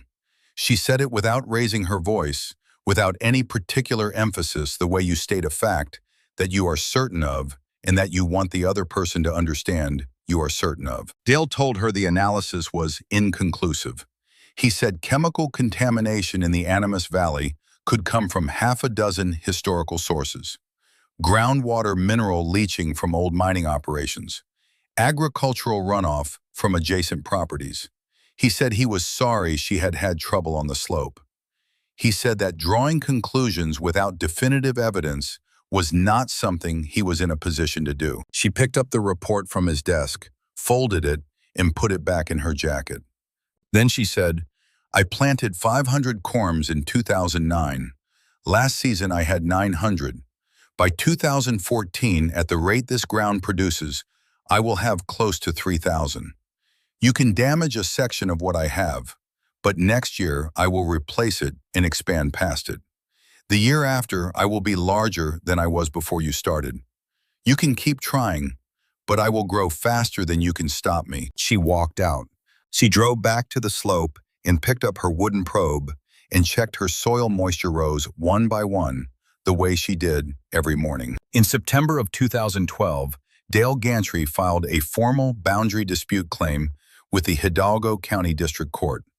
He asserted that a surveying error in the 2009 auction documents had incorrectly assigned approximately 4 acres of the northeast section of the burn slope parcel to Winifred Crail's title, and that those 4 acres rightfully belonged to an adjacent parcel he had acquired 2 months prior through a private sale. The filing was carefully worded. The legal argument was technically coherent. It was as Burl Fitch described it to Winifred on the phone that Thursday: paper engineering built to create uncertainty rather than to resolve it, to introduce enough legal ambiguity that a settlement would look more attractive than a trial. Burl told her what they had and what they needed. They had the original deed and the county auction records. What they needed was independent survey verification and any contemporaneous documentation of the actual boundary on the ground before the dispute was filed. Marlis Dean had recorded GPS boundary coordinates of the entire cultivated area of the burn slope parcel in January of 2012, 8 months before Dale's filing. Those coordinates existed in a dated county-filed extension service document, part of the USDA Certified Organic Application Record. They showed to within 6 inches the exact boundary line of the parcel as described in the original auction deed. They showed that the northeast section Dale claimed had been under Winifred's cultivation for 2 full seasons before he filed his claim. Burl called Marlis the following Monday. She said yes without asking for time to think about it. The hearing was scheduled for February of 2013. The Hidalgo County District Court convened at 9 in the morning on the 14th of February, 2013, in a room that held perhaps 40 people comfortably and was not full. Burl Fitch sat on one side of the aisle with Winifred. Dale Gantry sat on the other side with a pair of attorneys from an Albuquerque firm whose suits cost more than anything in the room except the building itself. I sat in the back row. I had not been asked to be there. I had simply driven to Lordsburg that morning because in 50 years of living in this county, I had developed a fairly reliable sense of when something is worth showing up for. The Albuquerque attorneys argued that the survey language in the 2009 auction deed contained a directional ambiguity in the northeast corner description that created a legitimate interpretive question about which adjacent parcel a strip of the northeastern section belonged to. They had a surveyor brought in from El Paso who testified that in his professional opinion, the language was genuinely unclear and could reasonably be read in 2 ways. Burl Fitch asked the El Paso surveyor on cross-examination whether he had visited the site and taken his own GPS measurements before rendering that opinion. The surveyor said he had not. Burl then submitted Marlis Dean's GPS documentation. He submitted my photographs from October 2009, which happened to show Winifred's fence line and corner posts in their current locations on the first morning of planting, before any dispute had been imagined by anyone. He submitted the county assessor's original plat map, drawn in 2007, which showed no ambiguity in the northeast corner. Marlis took the stand. She was calm and precise. She had brought her original field notes from January 2012, handwritten on extension service forms, with the GPS receiver model noted and the battery log attached for chain of custody purposes. She explained what she had measured and why. She did not embellish. She answered each question completely and then stopped, the way a careful witness stops when the answer is complete and there is nothing to add. Dale Gantry did not testify. The presiding judge, Francis Cordova, who had been on the Hidalgo County bench for 19 years, took 40 minutes. When she returned with her ruling, she read it in full. The claim was denied. The title to the burn slope parcel, as described in the 2009 auction deed, was valid and unambiguous. The boundary coordinates matched the physical markers on record. She noted in the formal language of the ruling that the plaintiff's argument had not been supported by physical survey data and had relied entirely on a textual interpretation of language that read in context with the full deed document was not ambiguous. She said it the way judges say things that are meant to stay on record and be read by anyone who might consider a similar argument in the future. I watched Winifred's face when the ruling was read. She was writing in a newer composition book she had brought in her jacket pocket, still the black and white marbled cover from the Animus feed store. She wrote for perhaps 30 seconds after the judge finished speaking. She did not look at Dale Gantry's table. She shook Burl Fitch's hand and walked out of the courtroom. I caught up with her in the parking lot. I asked her how she was doing. She said, "I have 500 quorums to check this afternoon before dark." We drove back separately. The spring of 2013 was its own kind of proof. I want to tell you what the parking lot of the Hidalgo County District Court looked like on the morning of February 14th, 2013, because it matters to understanding what happened next. It was cold that morning, the kind of cold the high desert produces in February when a front has come through overnight and the temperature is below freezing at 7 in the morning and will not reach 50 until afternoon. The parking lot was half full when I arrived. I recognized several vehicles from the county, including Marlis Dean's extension service truck, which she had driven 60 miles from Lordsburg to be there on a morning she was not required to be there. I recognized Burl Fitch's modest gray sedan, and at the far end of the lot, the clean, late-model SUV that the Albuquerque attorneys had arrived in the previous afternoon for a pre-trial meeting I had not attended. Winifred's old Ford pickup was parked on the near edge of the lot, close to the entrance, which was where she always parked in every parking lot she ever used in this county, because she arrived early for everything and the close spots were available when she arrived. She was already inside when I got there. I sat in the back row and watched the room fill. There were 15 or 20 people in the room who had no official reason to be there and who had come anyway, the informal jury of a small county that watches over the things it considers worth watching over. Some of them I knew well, some I knew only by face. None of them were there for Dale Gantry. The ruling took 40 minutes. When Judge Cordova read it, the room was quiet in the particular way that rooms get quiet when the thing that has been decided is the thing that should have been decided, and everyone present knew it, and nobody needed to say so. Something had shifted in the county after the February ruling. Not dramatically. Nothing in Hidalgo County happens dramatically because the people who live here have spent their whole lives with a landscape that does not accommodate drama well. But there was a change in the quality of attention that people paid to the burn slope. At the feed store in Animus, the conversations about Winifred had moved from certainty to question, and from question towards something that did not yet have a name, but that was no longer dismissal. Cobb Weathers, who had been the first to say she was going to kill herself on that ground, had not said anything of the kind in over a year.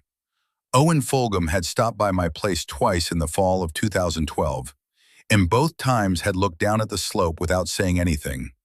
A different kind of not saying anything from the kind that preceded a hard remark. I understood what was happening. The county had made up its mind about that slope a long time ago, and the mind of a rural county is not easily changed by the mere fact that a thing is working. It changes when the people who were most certain they were right begin to privately question whether they were right, and that questioning is almost never said out loud. What Cobb Weathers was not saying when he looked at the slope from my porch was the beginning of that private reconsideration. What Owen Fulgham was not saying was part of it too. The ruling had given them something they could point to, something outside of their own private doubt that said she was right and we were wrong, in a context specific enough and on the record enough that dismissing it required more effort than it was worth. The damaged band in the center section had been treated through the previous winter with a slow leach process Winifred had developed from an agricultural chemistry paper she found in the NMSU Extension Archive.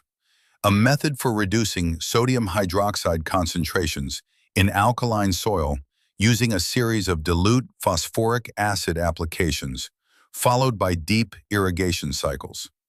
Done in sections over 6 months, each section treated and treated again until the soil test kit showed acceptable readings. The kind of remediation that requires both knowledge and patience in proportions that most people do not have available at the same time. The knowledge was what she had spent 2.5 years acquiring before she planted the first corm. The patience was what had gotten her this far. By April, the recovery was taking hold. By June, the soil chemistry in the treated band had returned to within acceptable range.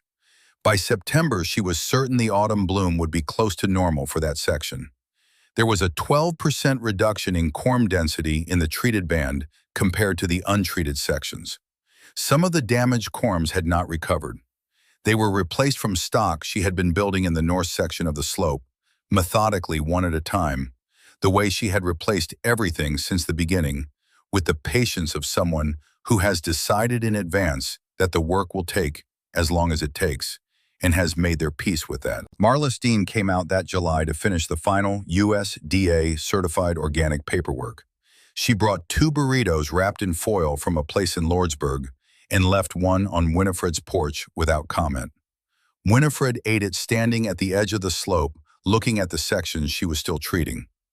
Marlis came out of the house after leaving the papers and walked over to where Winifred was standing.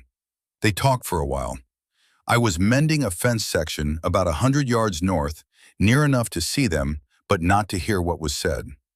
Marlis was standing with her boots in the alkaline dirt of the burn slope, looking at the rows of recovering ground with an expression that had nothing professional in it at all. It was the look of someone who is beginning to understand that they have been watching something remarkable and did not fully know it until now. The following Tuesday, a truck with Texas plates turned off the county road and pulled up to Winifred's gate. A man got out, tall, heavy-set, early 50s, wearing a linen shirt and dark trousers and boots that had been expensive once. He looked at the gate, found no handle and no buzzer, and leaned on the horn twice. Winifred came to the door of the adobe, looked at him across the yard, and walked to the gate. His name was Griff Tasker. He ran a restaurant in Dallas, the kind with awards and a name that people in that world said with a particular weight, though I only learned any of that afterward when I mentioned the encounter to my daughter Iris, and she explained it to me the way you explain something to someone who has missed 20 years of a conversation. At the time, he was simply a man in expensive boots, leaning on my neighbor's gate without an appointment, which is not how things are done in Hidalgo County. He had been trying to reach Winifred by phone for 2 weeks. Her phone went to voicemail. He had gotten her address from an article in the Silver City Daily Press. He told her he wanted to purchase her entire 2013 and 2014 harvests, both seasons full volume, at a price per ounce he named directly. It was a number that meant serious money for a 38-acre operation. Winifred listened to all of this. Then she told him no. He said, "The price I named is above market." She said, "I know." He said, "What exactly is the problem?" She told him, "The people who have been buying my saffron for 2 seasons built their menus around it. I am not going to remove their access so one buyer can have exclusive use of it. That is not the kind of business I am running. He stood at the gate for a moment. He asked her, "What kind of business are you running?" She thought for a moment, looking at him with the expression of someone who has been asked a question they have answered many times for themselves, but never had to put into words for someone else. Then she said, "The kind where the land is the point, not the contract." He did not understand that answer. I could see from 50 yards that he did not understand it. He was a man who had built a career on the reliable equation between exceptional ingredients and exceptional prices. And in that equation, the ingredient was a product, and the product was a supply, and the supply was a commitment, and the commitment was a contract. Every link in that chain was familiar to him and legible to him. The idea that someone at the beginning of the chain had decided that the chain itself was secondary to something else was not legible to him at all. But he was also a man who understood quality in a way that went beyond pricing. He had driven 6 hours in each direction to stand in a dry field in southwestern New Mexico and break a single saffron thread between his fingers. And what he had found in that thread was something he had not been able to find through any other channel, despite the resources available to him. He knew what he was standing in front of, even if he did not understand the person who had produced it. And knowing that was enough to bring him back. He did not understand that answer. I could see from 50 yards that he did not understand it. He was a man who built things on contracts, in agreed quantities, in the assurance of supply.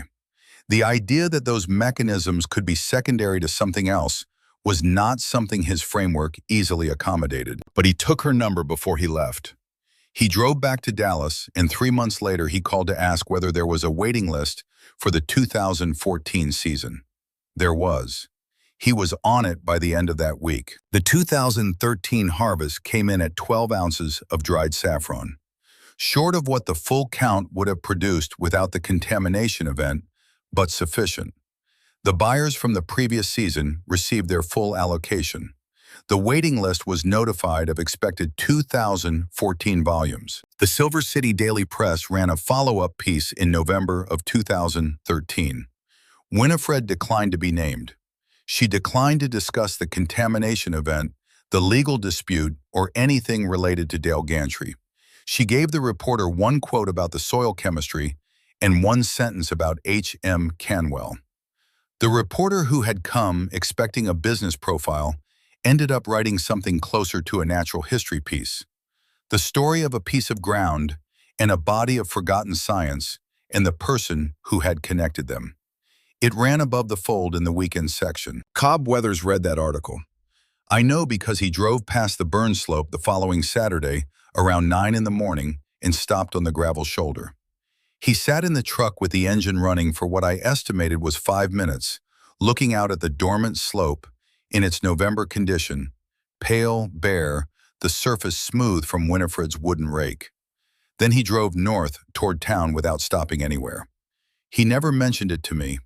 We talked about other things when we talked, and some of those other things were more important than what either of us did or did not say about the slope. Owen Fulgham stopped by my place in December with a plate of Christmas cookies his wife had made a habit she had maintained for 30 years without interruption. We stood on the porch and talked.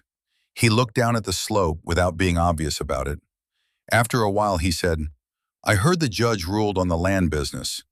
I said she had. He said, "Good." He left the cookies and drove home. In January of 2014, Winifred walked the slope for her annual assessment.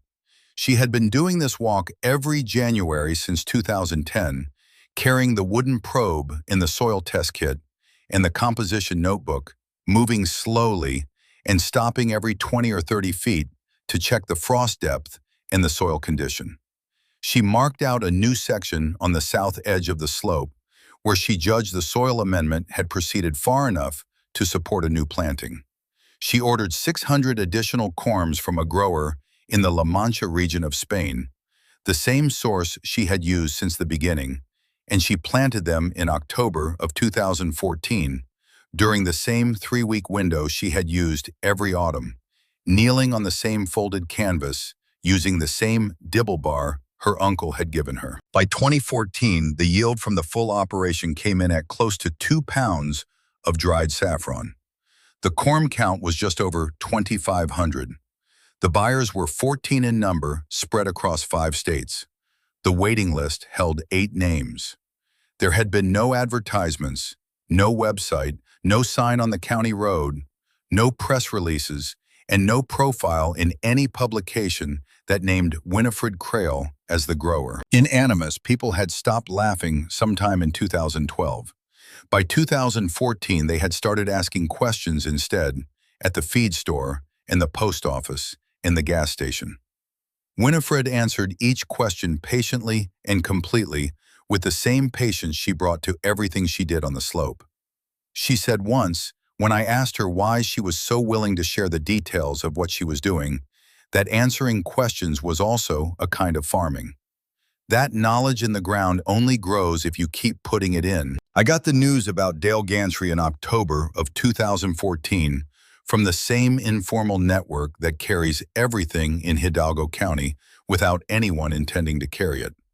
He had closed his office in Lordsburg and sold it to a commercial property firm out of Albuquerque. He had been in several land ventures in the southern part of the state over the previous 2 years, and at least 2 of them had gone badly in ways that involved overextended financing and commitments that could not be met when the market moved. He had left the county. No one was certain where he had gone. I told Winifred when I saw her the following week. She was at the fence line, checking the condition of the top corm rows after a cold snap, pressing the wooden probe into the soil, and reading the number of inches to frost line, the way she had been reading it every week since the first season. She said, "I heard." She went back to checking the rows. There was nothing else to say about it. That autumn, one evening in late October, I went down to the slope at dusk with a jar of the chili powder my daughter Iris had packed when she came down from Albuquerque the month before. It was an excuse, and we both knew it. Winifred was just finishing the last of the 2014 harvest when I arrived putting dried threads into glass jars on the kitchen table when I knocked. She told me to come in. The last of the October light was coming through the west-facing kitchen window, going orange on the surface of the table, on the jar she was sealing with wax on her hands, moving with the same precision they had shown on the first morning I watched them on the slope 5 years before. On the shelf above the window in a small glass jar, no larger than a baby food jar, something was resting in the late light. It was the jar I had seen there for years, on the same shelf, in the same position, the label facing out. Hidalgo County, New Mexico, Burn Slope, 2014. I had noticed it before and never asked. That evening, I did. I asked her what was in it. The question had been there for years. Every time I had been in Winifred's kitchen, which was not often because I am not a man who visits his neighbors frequently, I had seen the jar on the shelf. It was the kind of thing you notice in a person's house, when it is the only thing on a surface, the way a single object in an otherwise empty place draws more attention than a room full of objects. The shelf above the window was otherwise bare. No spice jars, no plants, no decorations of any kind. Just the small glass jar with a handwritten label in a position on the shelf that I had come to think of as deliberate. Not displayed, kept. There was a difference. I had not asked about it for 5 years because I had understood from the first time I saw it that it was not a casual thing. And in this county, in the company of people who are not casual about the things they keep, you learn not to ask about an object until the person who keeps it is ready to tell you what it means. That evening in the last of the October light, with the 2014 harvest finished and in its jars on the table, and the slope outside the window fully dark, and everything that had been built on that slope over the past 5 years, standing on its own ground, I thought she was ready. I asked. She set down the jar she was sealing. She looked at the small jar on the window shelf for a moment, the late light moving across the red threads inside it. Then she said, "Those are from the first 500. She explained from every harvest since 2010, she had kept back a small amount from the original planting.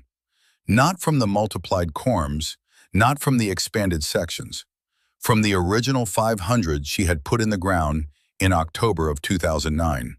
She had tracked them through 4 seasons of multiplication, keeping a count of the descended corms through the notebook records. And from each harvest she had set aside a few threads from that original line. The jar on the window shelf was the accumulation of 5 years of those careful separations. I asked her what she was keeping it for. She was quiet for a moment. She looked out the window at the slope fully dark now, the Palancios invisible against the October sky.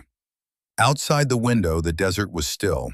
A cold front was moving in from the west, and the air had the particular sharp quality it gets when the temperature is about to drop 20 degrees in a few hours. Then she told me about Thomas. In the last weeks before he died, he had asked her what she was going to do next. He asked it the way a person asks something they have been turning over for a long time, a question they have lived with through many sleepless hours before they finally say it out loud. Not as a practical question, not as a question that expected an answer in the immediate sense, as the kind of question that contains within it an acknowledgement that the questioner will not be there to see the answer. A question asked across a distance that is about to become permanent. She had not been able to answer him. She had sat by his bed in the hospital room in Albuquerque and held his hand, which had become thin in a way that hands become thin when the body is finishing its work. And she had told him she did not know yet. She had told him she would figure it out. And she had believed that even then, even in that room with the monitors and the afternoon light coming through the blinds, and the particular silence of a place where people come to finish things. 2 weeks after he died, she had gone to the estate sale outside Lordsburg. She had not been looking for anything. She had been doing the thing you do in early grief, which is to keep moving to fill the hours with motion and errands and the small transactions of ordinary life, because the alternative is to stop and let the stillness close in around you and become the only thing you can hear. She had found the box of Canwell's bulletins on a table between a broken lamp and a box of old National Geographics. She had paid $4 for it without looking at the contents because it was a box of books, and she had always bought boxes of books at sales like this, had been doing so since she was a child, going to church rummage sales with her mother. She had read the 1968 bulletin that first winter. She had read it at the kitchen table with a cup of tea going cold at her elbow, the way she had read everything she read seriously, leaning forward with the pages flat on the table rather than held in her hands, as if proximity to the surface of the page made the meaning more available. She had read it once quickly to understand what it was. She had read it again, slowly making notes in the margins with a pencil. She had set it down and sat with it for an hour. Then she had read it a third time, and this third reading was different from the first two, because by the third reading, she had already begun to ask herself whether it was true. And the question of whether it was true was for a woman who had spent 22 years teaching earth science, a specific and answerable kind of question, rather than a matter of opinion. She had pulled out the test kits she kept in the back of the Ford for the geological field trips she had been doing with her students for years. A simple kit, the kind sold by agricultural supply companies for basic soil analysis. Not sophisticated, but precise enough for what she needed to know. She had driven to the Animas Valley that same Saturday, 3 weeks after Thomas died, and she had walked to the edge of the burn she could see from the road, and she had taken 3 samples from the top 6 inches of the slope and driven home and tested them on the kitchen table and written the numbers in the notebook. The numbers matched. What she had understood, reading it at the kitchen table in Las Cruces in the months after Thomas died, was not primarily that she had found a potential crop. What she had understood was that someone had done careful, serious work on a question that nobody else had thought was worth asking, in a place that everyone else had dismissed, and that the work had been right. And the work had been ignored. And the ground that the work described was still there, unchanged, still containing what Canwell had found in it, waiting for someone to come back to it, waiting for someone to complete what Canwell had started, with the observation that the fire and the limestone and the altitude were not obstacles to cultivation, but the conditions for a specific and rare kind of cultivation that nobody in New Mexico had ever tried. That was when she had understood what her answer to Thomas would be. Not a plan, not a business, an answer to the question of whether there is something worth doing even when no one believes it will work, even when the evidence seems to say otherwise, even when the only thing you have to go on is the patient work of someone who is no longer alive to see it confirmed. Even when the ground has failed everyone who has tried it before, and the county has written it off, and the neighbors are certain you are making a mistake. Even then, the jar on the window shelf was not a product. It was not an investment or an asset or anything that could be entered into a ledger. It was the physical record of a thing being true that she had spent 5 years proving was true. And when the day came that she needed to remember why she had started, why she had walked that slope in January with a test kit and a composition book for 2 winters before she planted a single bulb, why she had gotten back on her knees in the dirt after the contamination event and the boundary dispute and the drought and every other thing that had tried to stop her, she would take that jar down from the shelf and hold it in her hands and remember what it contained. Not saffron, proof. The difference between those 2 words was the entire story. Saffron was the product. Proof was what the product was evidence of. Proof that the ground contained what Canwell had said it contained. Proof that the conditions he had described in 1968 were real and measurable and specific enough to be reproduced by someone who understood them. Proof that the work she had done in the 2 winters before the planting had been accurate rather than hopeful. Proof that 500 bulbs planted in a piece of ground that everyone in Hidalgo County had written off could become 900 and then 2,500 and then a stable operation with a waiting list and a 15-year future if the person doing the planting had taken the time to understand what the ground actually was, rather than what it appeared to be from the road. Proof that the question Thomas had asked her was answerable, that there was something worth doing even when no one believed it would work, that the work of a man who had driven back roads in a state pickup truck for 30 years and stopped at every piece of failed ground he could find was not wasted, that good work done quietly and without recognition has a way of waiting unchanged in old boxes at estate sales and on county library shelves and in the undigitized archives of agricultural extension offices, waiting for someone with the patience and the particular kind of attention required to find it, and the willingness to follow where it leads. I held my coffee cup in both hands and looked at the jar in the last of the window light. The orange in the glass, the red of the threads inside it, the handwritten label with the county and the location and the year. I did not say anything for a long time. There was not anything to say that the jar had not already said better in its small and patient way. She is still up there. Her hair is more silver now than dark. I want to tell you about the January walk because I have watched it every year for 15 years now, and it tells me more about Winifred Crail than anything else I know about her. On the first Saturday of every January, she walks the entire slope with the wooden probe and the soil test kit and the composition notebook.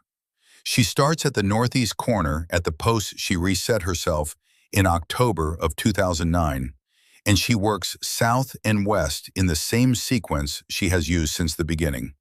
She checks the frost depth at each station, records it, checks the soil moisture at each station, records it, and notes any visible surface changes, new rocks that have worked up from the limestone below, areas where the drip line may need adjustment, sections where the corm density appears to have shifted from the expected pattern. The walk takes most of the morning. She does not rush it. She never rushes it. I have watched her do this walk in sleet and in unseasonable warmth and in the ordinary cold of a January morning in the high desert, and the pace is always the same. The slope is 40 acres and she covers every section of it. By the time she comes down off the slope at noon on the first Saturday of January, she knows the exact condition of every part of what she has built on that ground, and she knows how it compares to the same day the previous year and the year before that. because the numbers are in the notebook going back to 2010, and she can read them side by side. This is what 15 years of specific and patient attention to a piece of ground looks like from the outside. A woman in her 60s walking a burned slope in January with a wooden probe and a composition book recording numbers that she has been recording since before most people in the county believed there was anything on that slope worth recording. The observation is not dramatic. It does not look like success from the road any more than it looked like a plan from the road in October of 2009. But it is the observation that makes everything else possible. The harvest is the evidence.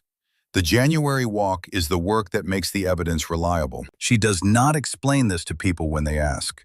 She tells them she walks the slope every January and checks the frost depth and the moisture. If they ask why, she says, because the ground tells you what it needs if you ask it correctly and listen to the answer. Most people nod and move on because that sounds like something you say rather than something you do. But I have watched her do it for 15 years. She means it exactly the way it sounds. She still walks the slope every January with the same wooden probe she has used since the first season, pressing it into the ground and reading the frost line and recording the number in the notebook with the same precision she has brought to every reading since the first one. She still uses the same dibble bar her uncle gave her when she was 12 years old, the iron worn smooth by her hands over 15 years of planting, the hardwood handle dark from decades of use.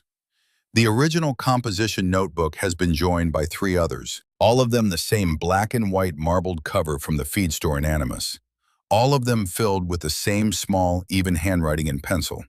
The letters formed carefully and without hurry, the way a person writes when they know the record will matter and have decided in advance to make it worth reading. Marlis Dean spent 3 years helping Winifred navigate the USDA certification process and now consults informally on 2 other small agricultural operations in the county that came to her asking about dryland bulb production after the newspaper piece.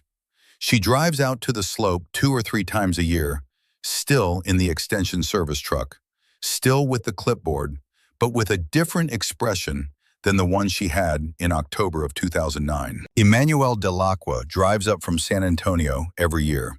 The buyers are a stable list now. Griff Tasker is on it and has not mentioned exclusive contracts again. Cobb Weathers does not talk about the slope, but he drives past it slowly, and sometimes he stops. On my last visit to the adobe, I sat on the porch while the October light went down through the peloncillos, and the stars came out one by one in the high desert dark. Winifred was inside finishing the last of the harvest records. I could hear her writing in the notebook through the open door, the faint scratch of the pencil on the paper steady and unhurried. When she came out and sat in the second chair, we talked about the winter forecast and the drainage problem on the north side of my property and the price of winter hay, and nothing that mattered very much.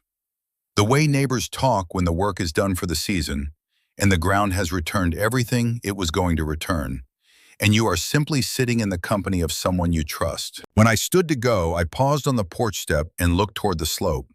Completely dark. No moon.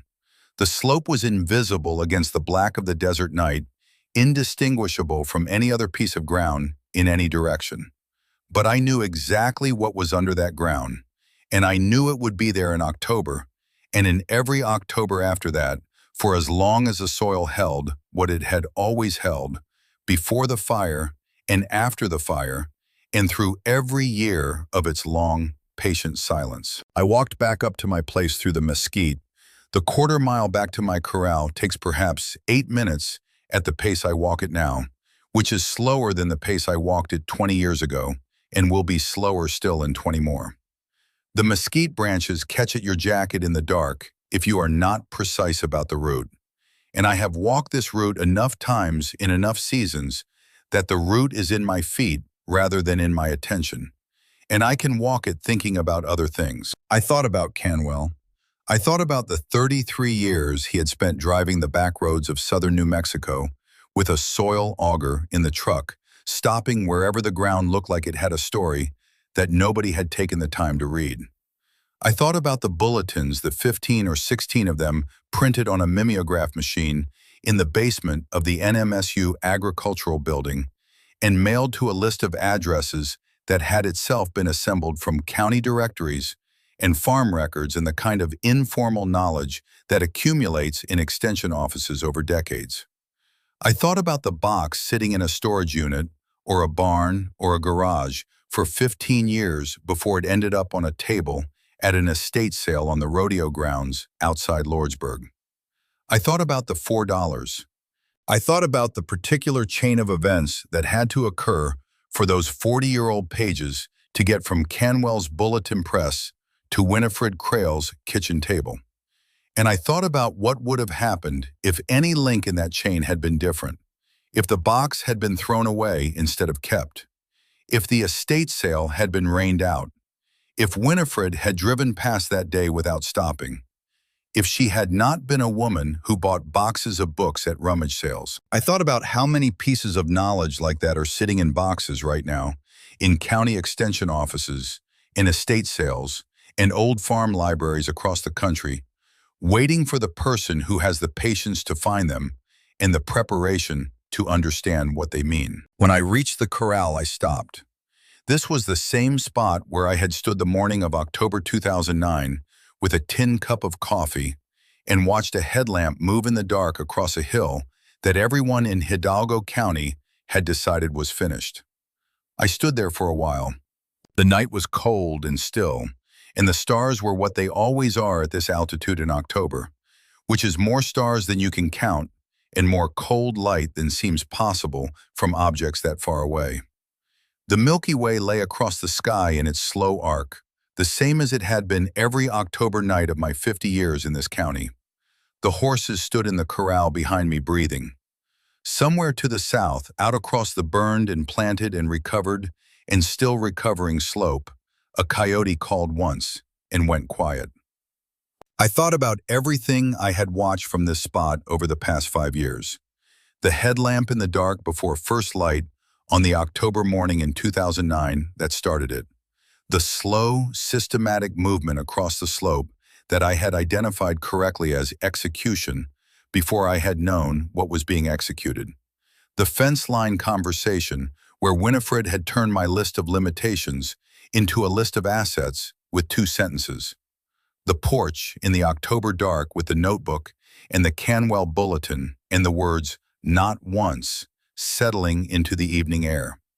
The county vehicle pulling up to the gate, the black car from San Antonio, and the chef standing still for a full minute with his fingers at his nose.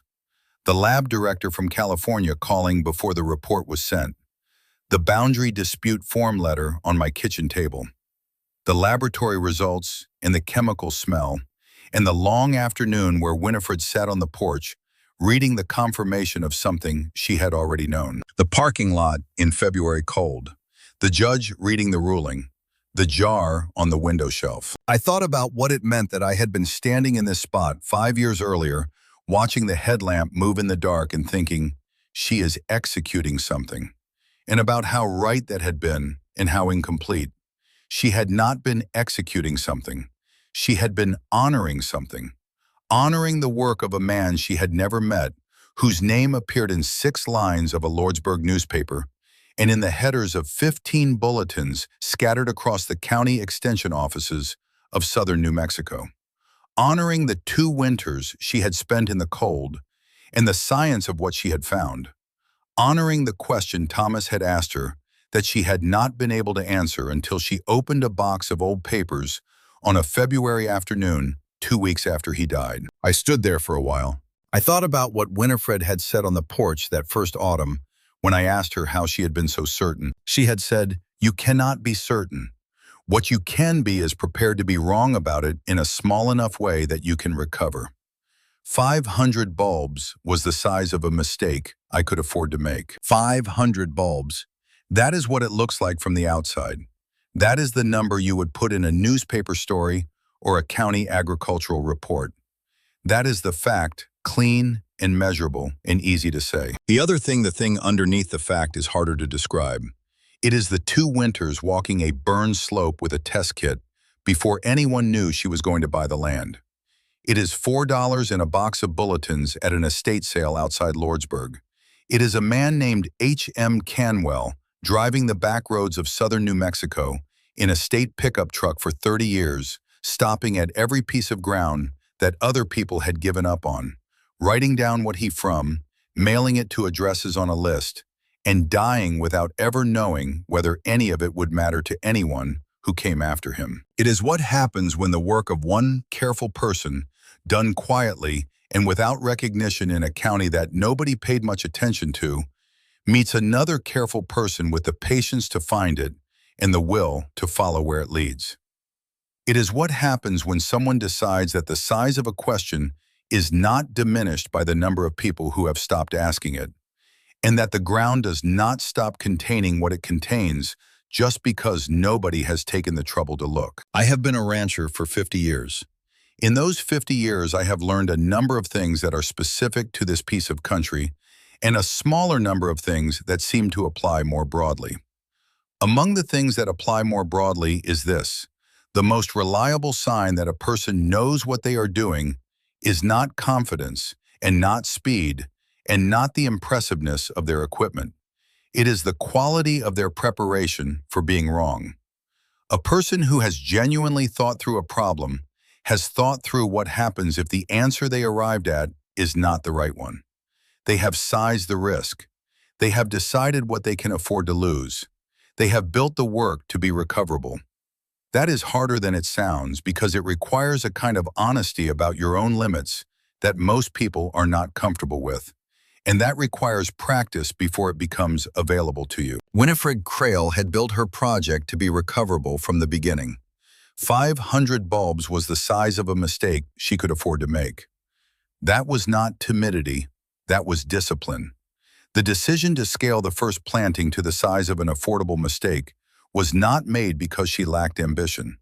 It was made because she understood that ambition without that discipline was just a different way of failing, and she had already decided in those 2 winters on the slope with the test kit and the notebook that she was not going to fail in a way that could have been prevented by thinking it through one more time. I have been a rancher for 50 years. I have known men and women who worked this country all their lives and never once asked it for more than it was willing to give. I have known people who went at hard ground with anger and money and good intentions and left nothing behind but a failed investment and a cautionary story. I have seen the difference between the two kinds of people, and I have not always been on the right side of it. And I am old enough now to be honest about that. What I had never seen before October of 2009 was someone who came to a piece of ground not to conquer it or to rescue it or to prove something to the people who had given up on it, but simply to complete the work that the ground itself had been waiting for someone to come and do. Not the work of ambition, not the work of desperation, the work of a conclusion carefully reached and patiently honored. The jar on the window shelf. Hidalgo County, New Mexico, Burn Slope, 2014. That is what the land owes you. Not a guarantee, not a result, not a reward for the suffering you brought to it, or the money you put into it, or the years you gave it. Just the truth of what was always there if you were willing to be patient enough and honest enough about what you did not know, and small enough in your certainty that you could let the ground teach you rather than the other way around. I went inside and put the tin cup in the sink. I looked south out the kitchen window one more time before I turned out the light. Dark out there, still. October coming again.